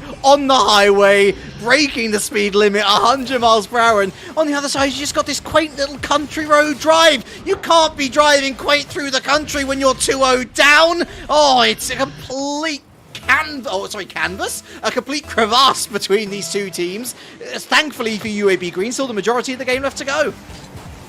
And they certainly will have to make the best of what's provided to them, but they've gone up double yet again on this opportunity. It's still leaked over to Beast, who's not the fastest to clear it aside, but Northern Arizona still come through. They've got time for the second touch. Oh, what a the save. flick saved away from a jump from inside the net. So solid effort there to get back into a position. But NAU is still churning and turning around on this opportunity. UAB Green looking for any bit of space they can get on their way forward to find the first goal of this game on their side. But Northern Arizona blocked them out at every conceivable path here and back the other way. Towards the near post denied, but the opportunity's still there regardless. And the opportunities are there for UAB Green as well. As much as this is a high-velocity game style from NAU White, I tell you what, they use a lot of boost, and if their attack run isn't successful, it leads to a situation like this. Struggling for boost, struggling to find that positional play to cover off every attacking lane. God Gooey beats one, beats two. Great goal at the end of the day. Makes it a much more interesting contest into the final 3 minutes. And this is something that we really wanted to see from UBCO in the previous matchup as well. That willingness to throw yourself at the play, commit car and body at the same time for the sake of scoring the goal. And that's exactly what we see in that opening sequence for the first goal from UAB Green. God Gooey getting us started, and Justin will go from the corner to try and get something else, but big and early challenges here, forcing Northern Arizona into difficult spots on their own goal line, because UAB understand that they can flip the script here, but it's sent back just as quickly, and the counterattacks will always be prevalent here, so they can't throw everything forward just yet. Still time to tick off the clock here. They don't want to show all their cards just yet on account maybe being faked out of it here from Northern Arizona as we continue on with about 2 to play. A demo in the back line, but NAU White struggling, scrambling, and dunked, but to no chagrin. Out from the back, Hex Gods. Oh, will only find the front bumper of Sucks, but a missed touch here gives it up to Chronicle. Oh, another missed touch here from UAB Green. Chronicle, what a dunk! What a pass it ends up being! Hex Gods 3-1 NAU. Taking advantage of the chaos here. Mistouch from Justin, as you say, and one soft little tap down to the bottom of the box, and Hex Gods, have to say it nice and quiet because of the brackets. It gets the goal here. It does feel correct, doesn't it? Just, you know, very calm, cool, collected. Nice centering pass, picks it up, and you almost want to give a golf clap to it, but certainly UAB Green, what an effort there from Justin just to try and get it past all 3 in one go. No goal, but you certainly got to applaud the effort off the kickoff. UAB don't really want to waste any time here trying to get their foot back in the door. And a warning shot then for NAU White. You prioritize boost, you give up possession at your own peril. Oh, 2v1, and Hex Gods there putting up a bit of a mythical display to navigate his way out of that situation. Still haven't cleaned their lines properly, but here's Beast minus the Mister plus the Rocket League. Pops up for Hex Gods. met by Godgui, a bit of a battle of the Pantheon there. Waterfall pass down. Oh, Sucks almost with an own goal. Chronicle might convert it, but no, denied and away. This one still relevant though, with 1 minute to play. Centered up and looking for more, but denied early. Clear will be crucial in this situation, but Godgui doesn't have enough information or trust in that ball, in that challenge. Over the top though, and the post very friendly there to UAB to keep them alive. Still 2 to find, however, and Justin's scrambling just to get this one gone, extending through all the resources, getting that back corner boost as well. So this ball's pushed all the way down, but a heater sent off the back wall, courtesy of the challenge. Hex Gods will look for more. 30 seconds to play. Time ticking down. UAB, opportunities abound, but they've certainly got to do their work to force this door open because it is not going to slide right on open for them. The work has to be done, has to be made in order to find these goals. They're still left out. NAU clamping down on their defensive side as time winds down here in game number 1. One last look. But no, it will not be for UAB. Centered up, blocked away, one last roller on the ground, and NAU, they come away with, at the end of the day, you know, somewhat of a convincing Game 1 victory here. I think it was pretty solid. The opening half convinced me much more than the closing half did, but regardless, a 2-goal difference, you can't really get mad at NAU for that. You hit my thoughts on the head there, Galgan. I was going to say, felt like a 50-50 if there was another goal to arrive. You weren't exactly sure which side it was going to come from, and NAU White, I think, very happy that they bought their goals as early as they did, because that 2-goal advantage, perhaps forcing a little bit of desperation from their opponents when they were trying to grasp something back from this game, forcing their hand, maybe just overextending themselves a little bit, as we see from that last play, which could have been an infield pass, ultimately a fluff from the top of the box. But, you know, you got to be careful. UAB Green showing a lot of aggression, almost throwing all cares to the wind. They're here to play. They're here as the underdogs. You might as well try something different and catch your opponents off guard. Just think of how dominant NAU were in that first half. It is a drastic difference, and I hope to see it continue for UAB's sake into Game 2. I do as well, because that forward aggression from UAB, not only is it something that at the start of Game 1 I said this is something that we were looking for from UBCO in the previous series that we watched, but this forward aggression from UAB Green keeps NAU in check. It keeps them humble and keeps them away from trying to run up the scoreboard in a matchup where they otherwise might feel like they would be able to do so if they had just that bit more aggression of their own. But Hex Gods will waste no further time. 13 seconds all it takes. It's chaos again that ensues. Beast with a bump. Hex Gods picks the spot and nails it. Oh, that's gonna sting. It doesn't matter whether it's soccer or whether it's car football. You never, ever want to concede at your near post. And as much as Hex Gods does very well to get that one on target, a lot of power behind it as well. If you're Godgui, if you're Sucks, if you're any of that defense, that should be a safe net 10 times out of 10. It wasn't. NAU White with the early advantage. 30 seconds elapsed though, and that's the bright spot for UAB Green. Maybe not necessarily in reference to the previous series, which we keep going back to, but with both of these challengers teams, how the stronger side tends to warm up as the action continues. UAB will certainly try to thwart that momentum in its tracks. This is a nice beat over 2. It races to the corner, but Beast had a bit more time to get to it just because the ball had so much velocity on it that it was well received in NAU's defensive half. Now off to the back wall, centered up here for a shot on. Beast tries to put it back as well. Denied by that back wall. Angle's just not quite locked in for NAU, but you can't fault him for trying because they're very close and they're riddling the woodwork with holes at this point against UAB, who can't seem to buy themselves a clear. This ball getting stuck in their back third. Finally one beat, but stopped out immediately. And Northern Arizona, they've got everything going for them. They're receiving all of these clears right into the palms of their hands and continuing the push right where it left off. Yeah, UAB not exactly doing themselves any favor. A lot of, I don't even want to say miscommunications. They're just not communicating, because a lot of players are trying to take the hero moment. They're trying to clear the ball when realistically there's a better clearance on for a different player, and someone's just got to take this game by the scruff of the neck and make the call in comms. Another good cherry picking opportunity there for UAB Green. They still haven't really cleared their lines, NAU, and this has allowed Gogui to step forward, but does enough there, Hex Gods, to navigate his way past one. Infield pass, but Justin Bowell, I think, making the right decision, heads back and gets this clearance past the halfway line again, reloading that attack. Oh, solid connection, though. 1, 2, 3, nearly. I mean, you've got to praise UAB, like you said, for the awareness in that situation, as much as it would have been to race for that shot and look for the open opportunity. Surely NAU have a counterattack if the ball doesn't immediately end up on target. So the willingness to jump back, recollect yourselves, and get that passing play going is something that UAB can really learn from here. And the fact that this has stayed 1-0 for so long, big save. I held my breath there in case it didn't come through. Surely not. It's away again. And NAU, I keep thinking that they've bought themselves a second, but they have to continue fighting for it. Another passing play connects here in the corner, and the action hasn't stopped just yet. It's over the top here, but saved away by Justin, and UAB finding a way out of some very tricky situations. Oh, gather your memes and believe in your dreams, UAB Green. My goodness, how is this not 2-0? Not that they should ever worry about that for now. You've got to be forward thinking. Less than 2 minutes left. You're still behind. You've got to find one goal at the very least to take it to overtime, but this is a bit of a wasted opportunity. Maybe low on boost, maybe why they had to go back. Great demo on the way out. Gogui, that's a little bit to the left, and that's going to be a little bit of a shimmy out to the right for Beast. Infield pass, Chronicle to the backboard, 56 boost. A bit of a shenanigans of his own car body there, and that allows UAB Green to once again clear their lines.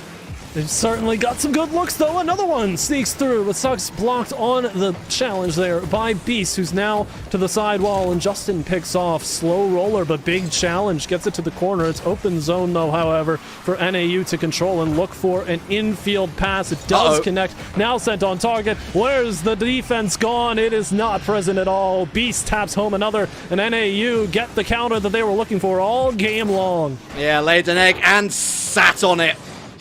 Smush into the ground, smushed into the goal, smushed a 2-0 lead out of a game that was threatening to draw more likely than further exaggerate. NAU White have weathered the storm very well indeed. 60 seconds left, a third would put this one to bed.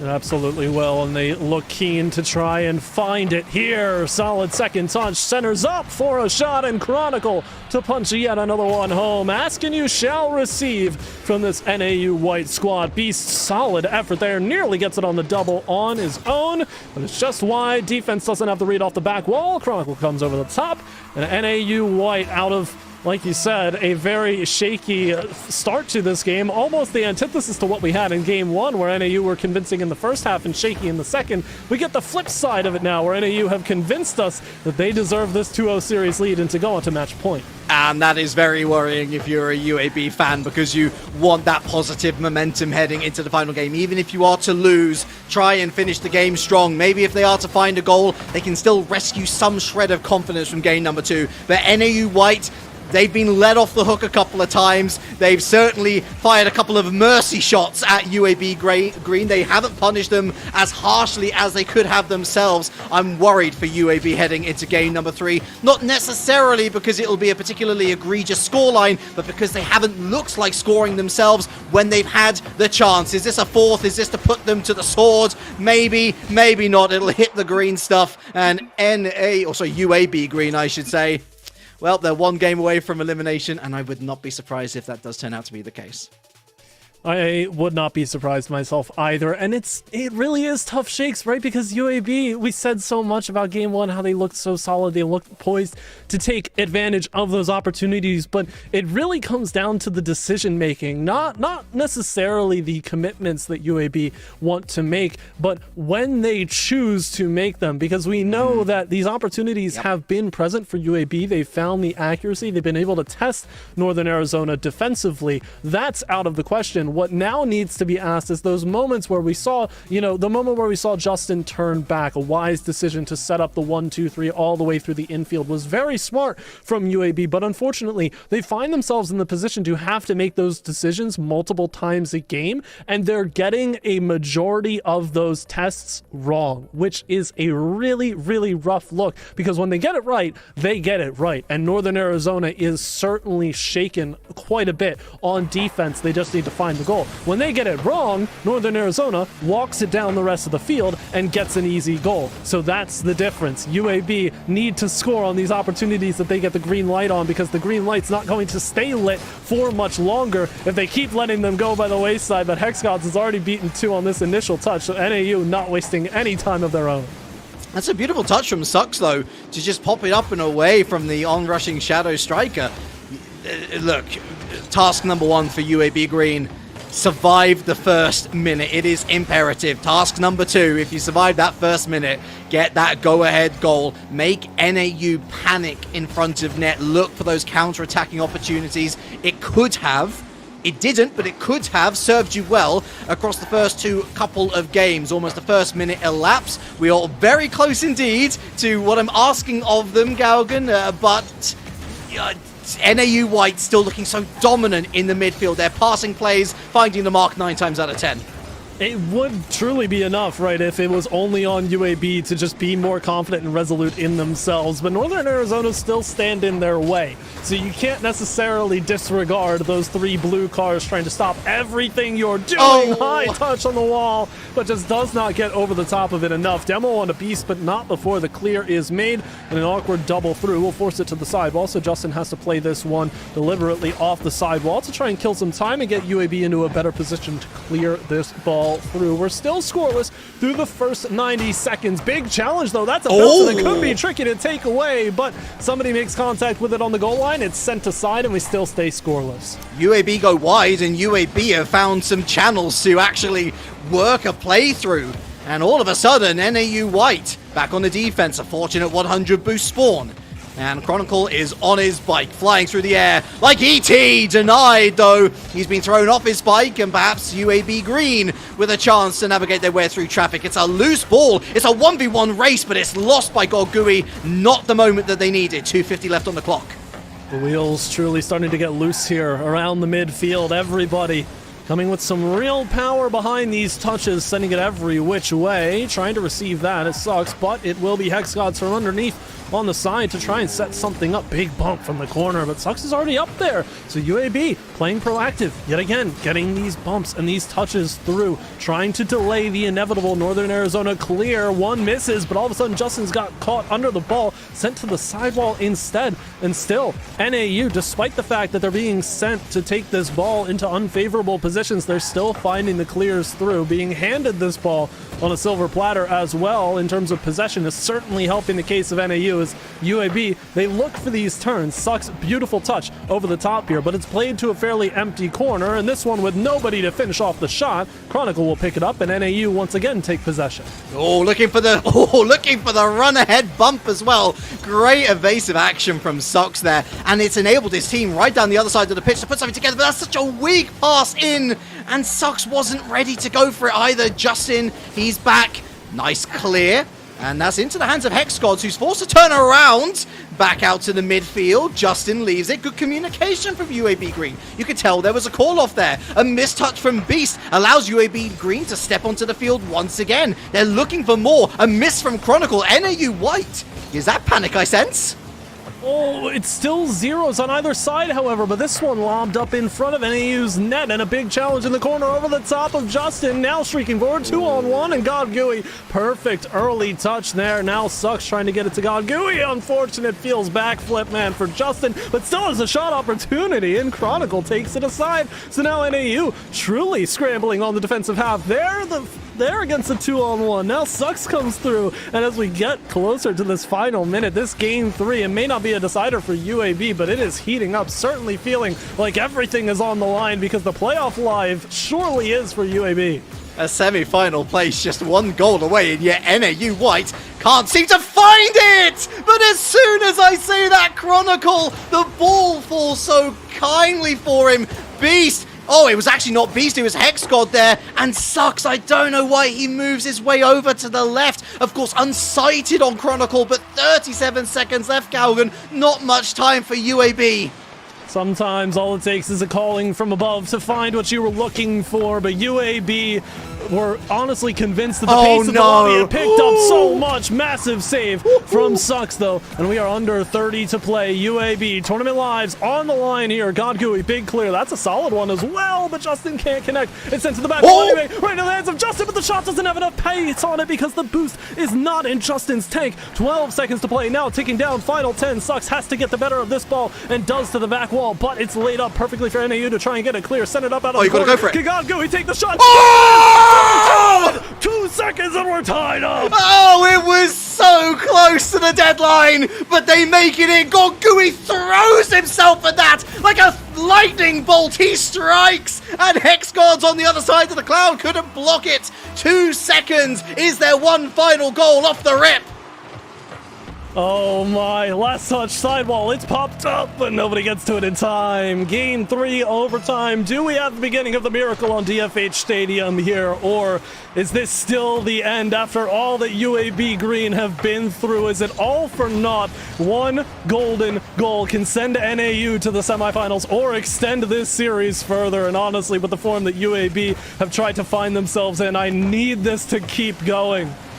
UAB have earned this overtime. I would have been devastated if they lost it in the manner that they conceded that goal as well. Such a weak one, such an unnecessary one, but they're forward in numbers. It's 3v1. Chronicle does well, slithers his way out of that situation, but excellent proactivity here from UAB Green, intercepting these passing lanes. That's a miss, that's a shot, that's on target. NAU sweep the series. Chronicle, a goal to secure the sweep. It was such a hard-fought victory, but they see it through, and UAB dismantled on the defensive line one last time. Can only fault them so much because the game is moving so fast. Adrenaline surely pumping. I don't think you could put me in the position of a UAB Green player in that position, because my hands would be clamming up from the instant that kickoff started. The fact that you were able to concede, like you said, in such a devastating way, force OT with 2 seconds to go. It was the dream play to score a goal as well. And if UAB only had that sort of offensive efficiency earlier on in the series, we wouldn't be talking about overtime. We'd be talking about game 4. We'd be talking about game 5. We'd be talking about the UAB upset potential if only they found it sooner, but it was not to be. Better late than never. Did not work out in the end, but you can't fault them for trying. Let's think more macro. If UAB Green have played that well in the league season, they wouldn't even have such a tough quarterfinal to begin with. What a stark improvement. And I guess it's like the ultimate case study of what Collegiate Rocket League is meant to be. You're supposed to improve through the season, through the split, but perhaps a split too early for this UAB Green team. But I think that they can go home with their heads held high. Sure, it was a 3-0 sweep. Sure, it looks ugly, but they know that in that final game, they made the draw happen. And had it not been for the pure quality of their opposition, perhaps on another day, the exceptional reverse sweep can happen. But commiserations to them. Of course, congratulations to NAU White, who do book that semi-final place. And overall, considering all 6 matches that we've seen today, such exciting young prospects in the Rocket League scene. The semi-finals, of course, a couple of weeks away. I am thrilled that we get to cover this from the quarterfinals through, and now we just have a little bit of a break, Galgan, to relax, to just, condense our thoughts into some nice little packages, and maybe deliver some intriguing thoughts alongside some excellent gameplay, I should say, when those semifinals do arrive.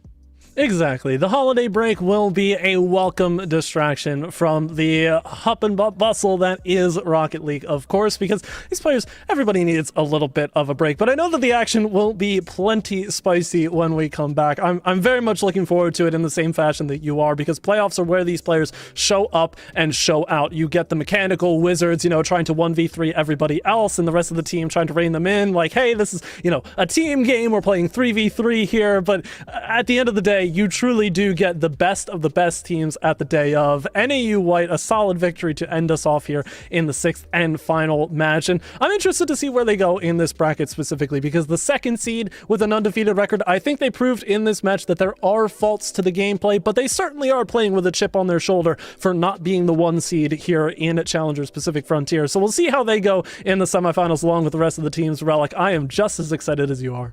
December 1st, that is the date to put into your calendars folks. It is certainly, it seems so long away, but I promise you, yeah, I mean, goodness, how quickly is this year gone? It'll arrive in due time. In the meantime, let's of course thank everyone who was a part of this production, to Juan and to Guitargo, of course, our producer and observer respectively. Wouldn't have been able to do this without them. To all of our previous casters as well. They've said their goodbyes, but thank you to all once again. It's a long show. It's ended right here with Galgan and myself, Relic, and from all of us here, we wish you a very warm goodbye.